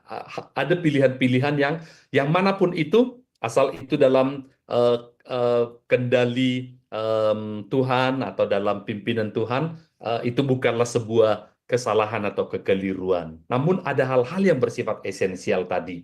Dalam hal inilah memang selain Alkitab, lalu kemudian ada yang kita sebut sebagai credo atau pengakuan iman sebagai panduan yang sekunder. Bagaimana para pemimpin gereja di sepanjang abad telah merumuskan itu dengan cukup cermat dan menjadi tolok ukur. Dalam hal ini, pengakuan iman itu menjadi panduan. Kalau salah satu yang cukup diterima luas, misalnya pengakuan iman rasuli, yang diterima oleh semua kalangan gereja sejauh ini, kecuali mungkin mereka yang bergeser atau menyimpang. Nah, misalnya di situ, walaupun tidak ada kata Tritunggal, tapi dengan menyebutkan aku percaya kepada Allah Bapa, aku percaya kepada Yesus Kristus, aku percaya kepada Roh Kudus, sudah menunjukkan posisi yang menolong untuk memahami ketritunggalan. Nanti ada lagi pengakuan-pengakuan iman pada waktu yang berikutnya, memberi penjelasan dan sebagainya. Jadi itu memang proses yang tidak mudah untuk mengatakan apakah pengajaran si X itu keliru, sesat, bahkan mungkin bidat. Ada hal yang bersifat esensi, yang mana semua gereja akan menerima itu sebagai pernyataan iman bersama, yang kita sebut credo, tetapi ada juga yang bersifat non-esensial, sehingga ada keragaman yang dimungkinkan. Nah, disitulah nanti misalnya denominasi gereja, kependetaan seseorang akan menentukan bagaimana mereka memahami suatu topik di denominasi tertentu. Misalnya, ada lagi pandangan yang lebih bersifat personal. Saya bisa saja adalah anggota atau pendeta di gereja X, dan ajaran gereja X itu menyebutkan demikian, tapi secara pribadi saya berbeda untuk poin tertentu ini. Asal bukan yang non-esensial, maka ada sebuah kalimat dalam teologi yang disebutkan in essential unity, in non-essential liberty, in all things charity. Dalam yang esensial itu harus ada kesatuan. Dalam yang tidak esensial boleh ada keberagaman, tapi di dalam semua hal itu harus ada charity, kasih. Kasihlah yang mendasari semuanya itu. Jadi topik itu mungkin sekali waktu bisa menjadi sebuah percakapan. Mengapa ada doktrin-doktrin yang beragam? Gitu. Tapi kita harus pahami dulu untuk hal esensial itu harusnya ada unity-nya. Dan Alkitab sudah menjadi panduan yang sangat dapat terpercaya untuk doktrin-doktrin yang esensial, yang sangat pokok itu. Selebihnya ada selera, saya suka soto, yang lain suka pecel, satunya lagi suka apa gitu. Itu soal selera personal yang tidak mengatakan yang suka pecel itu pasti lebih unggul, lebih rohani atau lebih apa. Enggak juga. Itu lebih kepada non-esensial, semacam itu. Untuk esensial memang harus ada unity-nya. Begitu Ibu Aling. Ya, baik, terima kasih Pak Hudus. Nah, satu Ya. lagi ya Pak, sebelum kita menutup kelas kita ya, dan juga Ibu Heni, bagaimana Ibu? Apakah Ibu mau sharing mengenai pengajaran malam ini? Monitor? Nggak ada link, saya rasa cukup lengkap ya, Pak Hudus sudah menjelaskannya. Jadi yang dikanonkan itu kan hanya Alkitab ya Pak ya. Jadi Betul. yang tidak ada di dalam Alkitab itu yang tidak dikanonkan kan Pak ya. Tepat sekali. Betul. Nah kalau seandainya mereka bertanya, kenapa yang lain tidak dikanonkan? Kenapa hanya 66 itu aja Pak? Sedangkan masih banyak lagi kitab-kitab lain. Kayak ada katanya kitab Henok gitu Pak kan. Nah itu kenapa tidak dikanonkan? Iya tuh Pak. Iya, katanya. Iya, silakan Pak. Oke. Akan ada percakapan yang lebih detail tentang hal itu pada sesi yang kedua, tetapi sekilas sudah saya tunjukkan tadi bahwa ketika para pemimpin gereja di dalam abad sesudah para rasul berakhir tentunya, lalu kemudian mereka mencoba untuk memverifikasi atau menelusuri tadi, baik itu soal bagaimana penyalinannya, dan siapa yang menyimpan misalnya salinan itu, apakah itu terus terpelihara atau ada kemungkinan ada penambahan, pengurangan dan sebagainya. Tambah lagi tentu paling utama adalah apakah betul-betul ini terverifikasi ditulis oleh nama yang disebutkan, misalnya kalau itu surat Paulus, apakah betul Paulus yang mengirim dan sebagainya. Ternyata memang dalam proses itu ada beberapa kitab yang dalam tanda kutip tidak lolos verifikasinya. Ketika ditelusuri, siapa dulu yang menyimpan salinannya? Oke, dari mana kalian mendapatkannya? Kemudian apakah ini sesuatu yang kalian yakin? Kalau seperti tadi saya contohkan, ada Injil Thomas, Injil Barnabas tadi juga, kemudian ada Henok, kitab Henok begitu. Ternyata tidak bisa dibuktikan bahwa benar ini terpelihara, Rasul Thomas menuliskannya, disaksikan oleh siapa, disalin oleh siapa, disimpan di mana, dan diakui oleh gereja-gereja yang lain juga, bukan cuma penerima pertamanya, tetapi pengguna salinannya, benar-benar ini dari Thomas. Belum lagi melihat tadi sifat-sifat, kalau itu kitab suci ada baik unity-nya, kemudian necessity, dan sebagainya sifat-sifat tadi, ternyata itu tidak sepenuhnya terbukti atau terverifikasi, sehingga karena kita pada waktu itu para pemimpin sedang membuat satu tolok ukur agar tidak ada perbedaan untuk hal-hal yang esensial, maka yang tidak masuk dalam kategorial itu tidak masuk di dalam kanon juga. Dengan demikian, karena kita bisa melihat misalnya akan ada ajaran-ajaran tertentu yang sepertinya kok malah bertabrakan dengan yang telah ada pada tulisan-tulisan yang lain yang telah terverifikasi. Sehingga yang diragukan tentu adalah yang berbeda ini. Loh, kok bisa dia mengajar sesuatu yang berbeda? Begitu. Jadi hanya karena ada hal-hal yang benar atau tepat pada bagian tertentu, tetapi ada ketidaktepatan pada bagian ini, tentu untuk keseluruhan kitab itu menjadi suatu pertanyaan. Bisakah kitab seperti ini tetap masuk? Jawabannya kalau tidak jelas dari kriteria-kriteria yang kita maksudkan, lebih baik untuk tidak memasukkannya dalam kanon, walaupun bisa saja menjadi bahan kajian. Mungkin itu data sejarahnya diperlukan karena ada keterangan yang cukup menolong, memadai, tetapi untuk soal ajarannya mungkin tidak. Jadi orang-orang teologi akan tetap mempelajarinya bukan lagi sebagai kitab suci atau kanon, tetapi sebagai sumber-sumber pustaka yang juga berguna menyediakan informasi tertentu. Bisa informasi sejarah, bisa informasi tentang perkembangan pemikiran, atau mungkin apa gitu, tetapi bukan dalam kategori yang sama sebagai kanon atau kitab suci.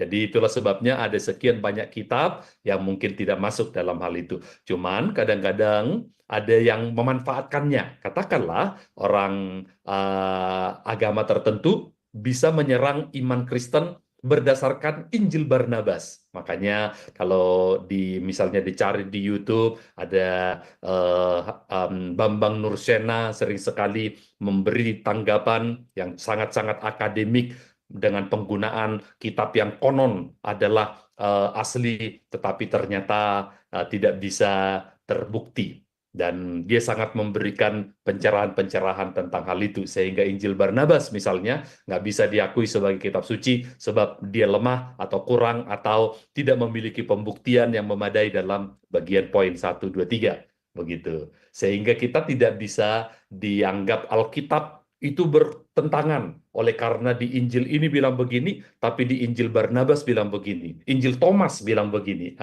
Dua ini nggak masuk dalam kanon, sehingga tidak bisa dibenturkan dengan misalnya Injil Matius, Markus, Lukas, dan Yohanes. Begitulah kita bisa melihat mengapa ada kitab tertentu tidak masuk dalam kanon atau kitab suci kita yang sekarang. Demikian. Wah, luar biasa. Ya, bagaimana Ibu Heni? Wah, terima kasih. Itu ada pertanyaan kayaknya ya Iya, dari Ibu Sarah, Pak. Ya, Shalom Pastor. How and who collects 66 books in long years, 1600 tahun ya, in different language and become one book, Weekend Bible and first time to print. Thanks. Nah, ya. Silakan Pak dijawab. Baik, pertanyaan yang cukup cermat juga dari Ibu Sarah dari Florida, yaitu bagaimana katanya tadi kumpulan dari 66 kitab itu dalam jangka waktu yang memang sangat lama, 1600 tahun, dari yang kitab yang paling awal ditulis sampai yang paling terakhir, dan dalam berbagai bahasa, kok bisa ya terkumpul jadi satu buku, lalu kemudian akhirnya dicetak. Gitu. Itu pertanyaan yang cukup bagus. Oke, sederhananya tadi proses secara gamblang saya jelaskan bahwa memang kitab-kitab ini memang telah diverifikasi dulu terkumpul. Ketika kita mengatakan ini misalnya tulisan Musa, ada nggak bukti-bukti? Is there any proof that really becomes strong evidences that it is written by Moses, for example. Jadi ini bukan sekedar tebak-tebakan atau mungkin asal-asalan, tetapi sangat cermat dibuktikan. Itu kalau perjanjian lama. Tetapi yang tidak kalah pentingnya nanti ketika kemudian bertambah lagi kepada sejak kedatangan Kristus, karena perjanjian lama menceritakan yang sebelum kedatangan Kristus, maka tulisan-tulisan setelah kedatangan Kristus ini kemudian mengalami kanon lagi yang disebut kanon perjanjian baru. Gitu. Jadi dalam hal ini kita melihat bagaimana mungkin dengan 40 penulis, jarak 1600 tahun, di 3 benua juga ditulisnya oleh generasi profesi yang berbeda. Hanya ada satu kemungkinan kenapa dia bisa terkumpul menjadi satu kitab yang memiliki unity, clarity, necessity, dan sebagainya sifat-sifat tadi, termasuk juga tentu ineransi, ketidaksalahan. Kalau ada mastermind, ada perancang yang memang sudah merancang dari sejak tulisan pertama, dan kemudian terus sampai kepada kitab yang paling terakhir, dan menuntun prosesnya sampai menjadi satu kitab yang kita sebut tadi Alkitab atau The Bible. Kalau tidak ada yang seperti itu, pasti yang ada itu perbedaan opini, keragaman pendapat, dan kemudian klaim-klaim yang sangat beragam. Kecuali karena semua dipimpin oleh Roh Kudus, roh yang sama, the same spirit who inspire the author of each of these books, sekarang turut lagi memberikan panduan kepada para pemimpin jemaat, pemimpin gereja pada masa itu untuk menunjukkan inilah yang telah aku wahyukan kepada Paulus, kepada Petrus, kepada Yohanes, dan kemudian terverifikasi lagi seperti yang saya contohkan tadi, dan kemudian menjadi satu kitab disepakati oleh semua gereja, pemimpin jemaat, ini betul-betul terpercaya. Dan kelak itu menjadi dikumpulkan, awalnya memang belum di-print dengan mesin cetak sebelum nanti itu kemudian ditemukan sebelum reformasi, tetapi tulisan tangan. Itu sebabnya tulisan tangan ada kadang variasi-variasi minor, tapi bukan isi, hanya style of writing, penggunaan istilah tanpa mengubah isinya karena tulis tangan. Namun semua itu terverifikasi, tidak ada perubahan pada isinya. Sehingga sebelum nanti dikenal mesin cetak yang hasilnya pastilah sama, tulisan tangan ini pun ternyata isinya tidak mengalami perubahan dari aslinya. So we are quite sure, we have confidence that our Bible is authoritative because it is written and it is also rewritten according to the original autographs. Dari jenis tulisan aslinya tidak mengalami perubahan pada salinan-salinannya. Dapat dipercaya sampai sekarang. Demikian. Ya, semoga menjawab ya Ibu Sarah untuk pertanyaannya. Baik, masih ada satu lagi, kita kasih kesempatan ya Pak Kudus untuk Ibu Cornelia. Ya, silakan Ibu.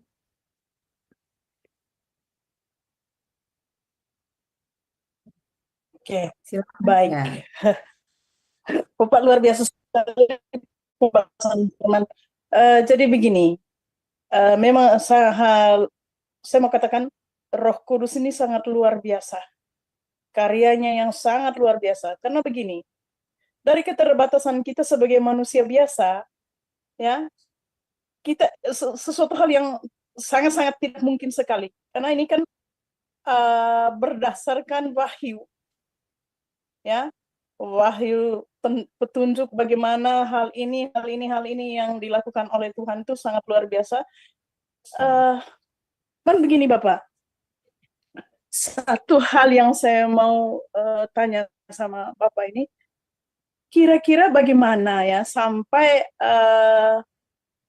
ini kan tadi Bapak bilang ini dari yang satu orang tulis di benua ini sampai kemudian mempertemukan mereka dalam satu titik dengan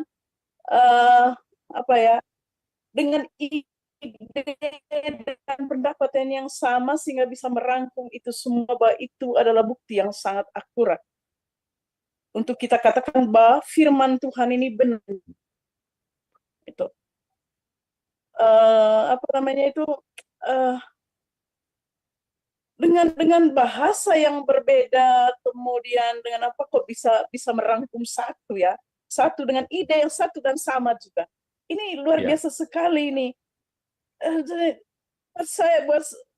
buat saya sebagai manusia ini, aduh, ini sesuatu hal yang sangat tidak mungkin, tapi bagaimana itu dimungkinkan semua sampai mereka jadinya menjadi satu pendapat dengan ide yang satu dan sama juga.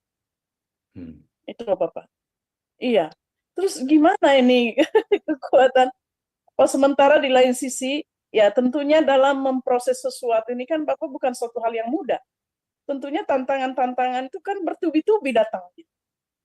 Bagaimana Rasul Yesus atau penerus-penerus Yesus ini bisa dengan begitu luar biasanya bisa menciptakan sesuatu yang menulis tentang karya yang indah dari Sang Pencipta dunia ini, Bapak. Itu. Gimana Bapak? Tolong beri saya sedikit penyegaran untuk hal ini, karena ini sangat-sangat yang tidak masuk akal. Jangankan tulis tentang yang Maha Pencipta ini, tulis buku novel biasa saja setengah mampus. Atau okelah, tulis RPP-nya saya ini, rencana pembelajaran saya setengah mampus. Apalagi sampai membahaskan tentang mahakarya ini. Itu, makasih Pak. Ya, silakan Pak Kudus ya. Ya, pertanyaan yang menarik dari Bu Cornelia tadi. Betul, memang seperti yang saya sudah juga tampilkan pada PowerPoint tadi, itulah salah satu bukti lagi, verifikasi bahwa memang kalau bukan karena karya Roh Kudus yang menggerakkan ke-40 orang penulis di jarak waktu, lokasi, dan tanpa ada komunikasi yang secara sengaja di antara mereka, kok bisa ada satu alur yang tidak kontradiksi, yang tapi benar-benar berkesinambungan, mulai dari penciptaan, kejatuhan, dan terus rencana penebusan, dan kemudian dinubuatkan akan kedatangan dan penggenapannya di dalam Kristus itu juga sempurna, nggak bisa direkayasa, nggak bisa terlalu dicocok-cocokkan saja, mungkin hanya cocok 2-3 poin seperti yang pernah diklaim oleh sekian orang, akulah Yesus, akulah Mesias itu, di sejarah gereja ada, sampai sekarang ada saja yang mengklaim itu, tapi paling cocok hanya 2-3 hal, padahal nubuat perjanjian lama itu ada sekian banyak, harus tergenapi semua. Itu kalau bukan karena ada satu mastermind tadi, yaitu perancang, yang sejak semula dan terus ikut memandu atau memimpin dalam prosesnya sampai kepada nanti itu pemenuhan atau pengumpulan yang kita sebut istilahnya tadi kanonisasi menjadi satu kanon. Itu jelas adalah sebuah mahakarya Allah. Hanya Allah lah, atau lebih tepatnya Roh Kudus dalam hal ini, yang telah mengilhamkan mulai dari Musa sampai nanti kemudian para nabi, lalu kemudian penulis perjanjian baru, para rasul ini, roh yang sama.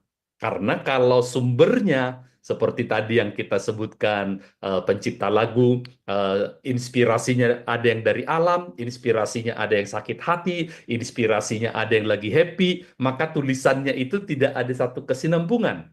Tapi karena sumber pengilhamannya, seperti yang disebut oleh 2 Timotius 3:16, segala tulisan ini diilhamkan oleh Allah.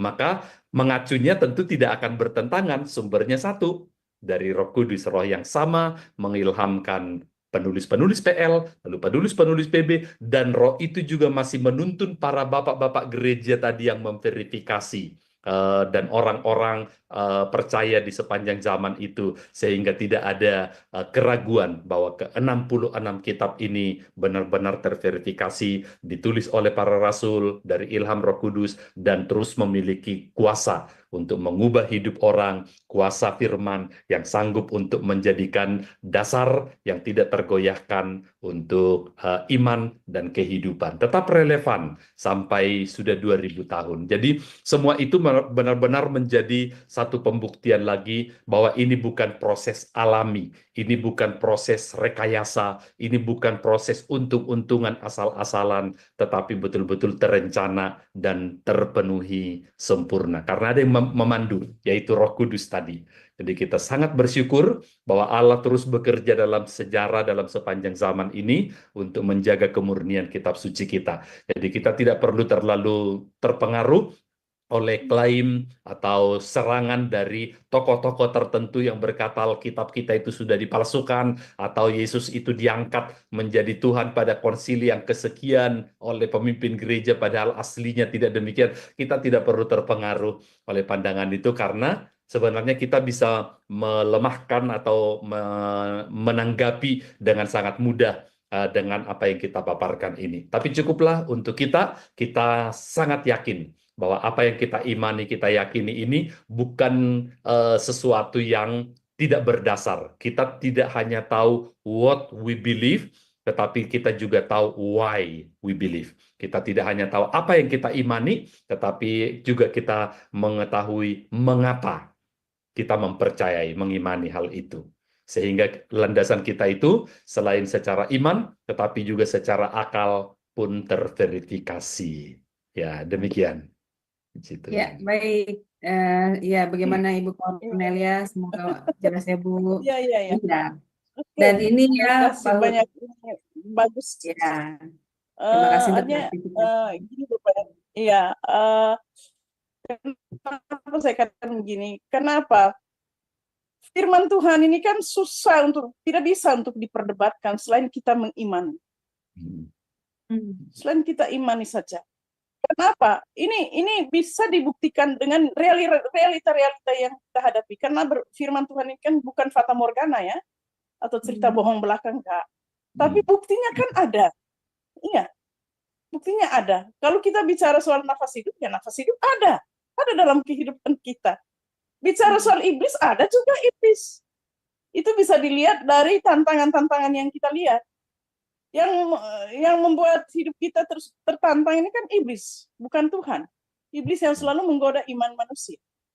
Dan ini realita fakta yang betul-betul nyata yang sesuai dengan ungkapan-ungkapan yang terjadi pada firman Tuhan itu.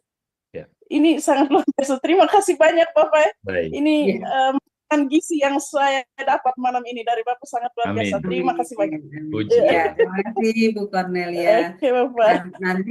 Nanti mungkin juga ada lanjutan ya Pak Udus bagaimana perjuangan firman Tuhan itu menjadi sebuah Alkitab. Nah, itu juga ada perjuangannya ya Pak ya.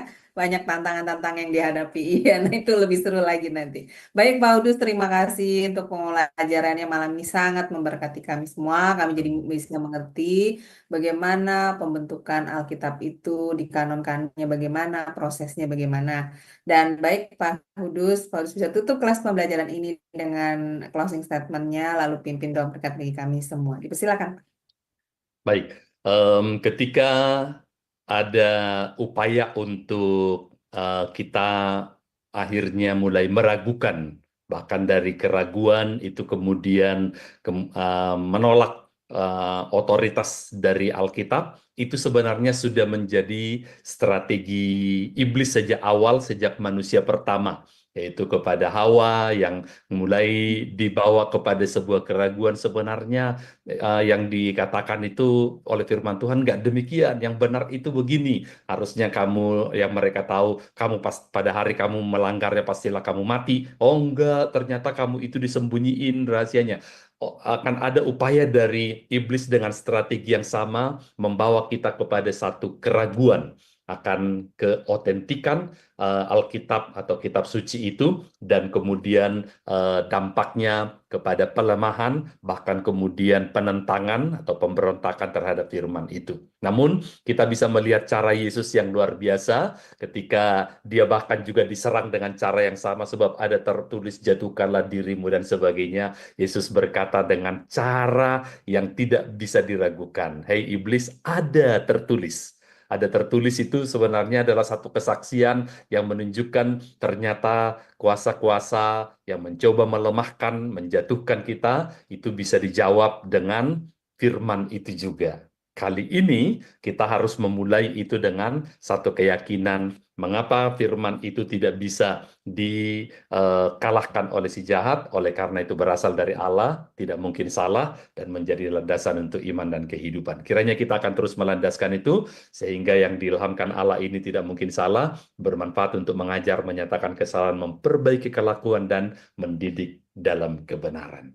Mari kita akan berdoa. Tuhan, kami bersyukur oleh karena Engkau tidak hanya berkarya pada waktu yang diceritakan sebagaimana di dalam kitab suci, yaitu Perjanjian Lama dan Perjanjian Baru. Tetapi Tuhan yang sama oleh karya Roh Kudus masih mau dan sanggup serta rindu untuk mengerjakan hal-hal tersebut di dalam hidup kami. Bahkan setelah 2000 tahun berlalu sejak kitab terakhir dalam Alkitab ini telah dituliskan, kebenarannya tidak pernah berubah. Kami akan tetap berpegang teguh, tidak tergoyahkan. Meskipun ada usaha upaya si jahat dunia dan mungkin para orang-orang yang disebut sebagai ahli mencoba untuk melemahkan keaslian Alkitab ini. Tapi kami telah melihat kuasanya, bukan hanya di dalam hidup orang-orang yang telah menyaksikan bagaimana mereka ditransformasi oleh kebenaran firman. Kami pun telah mengalaminya dan masih akan mengalaminya juga setiap kali kami memberi tempat yang leluasa untuk Roh Kudus menerjemahkan serta menerapkan firman ini dalam hidup kami sehari-hari. Hidup kami pun akan menjadi diberkati dan menjadi berkat bagi banyak orang. Berkenanlah untuk terus menolong kami bertambah dan bertumbuh pada kecintaan kami akan Engkau dan firman-Mu. Kami akan menjadikan firman ini sebagai panduan utama dalam mengambil keputusan, dalam menuntun langkah-langkah, dan memeliharakan iman dan pengharapan sampai pada kedatangan Yesus Tuhan yang kedua kalinya. Engkau dapati kami tetap setia. Berkatilah kami agar kami menjadi berkat. Diberkatilah dengan damai sejahtera yang berkelimpahan dari Allah Bapa, kasih setia dari Yesus Kristus Tuhan kita, dan persekutuan dari Roh Kudus yang memelihara iman pengharapan dalam kesetiaan dan ketekunan sampai Maranatha Tuhan datang dan membawa kita dalam kemuliaan sampai selama-lamanya. Haleluya. Amin. Amin. Tuhan memberkati. Amin. Puji Amin. Tuhan. Tuhan, baik Pak Hudus, terima kasih Pak untuk pelayanannya ya Pak yang luar biasa bagi kami, sangat Sama-sama. memberikan, sangat memberkati, dan semoga pelayanan Pak Hudus selalu diberkati Tuhan, lebih dan lebih lagi menjadi berkat bagi banyak orang, amin. Dan Pak Hudus keluarga selalu diberi kesehatan, amin. Baik Bapak Ibu, jangan lupa setelah kelas ini masih ada kelas lanjutan di pukul 21 waktu Indonesia Barat, kita akan belajar tentang materi bahasa Ibrani ya. Sebentar lagi ya Bapak Ibu berarti ya. Baik Bapak Ibu sekalian, terima kasih untuk bersamaannya. Tuhan berkati. Shalom, shalom, shalom.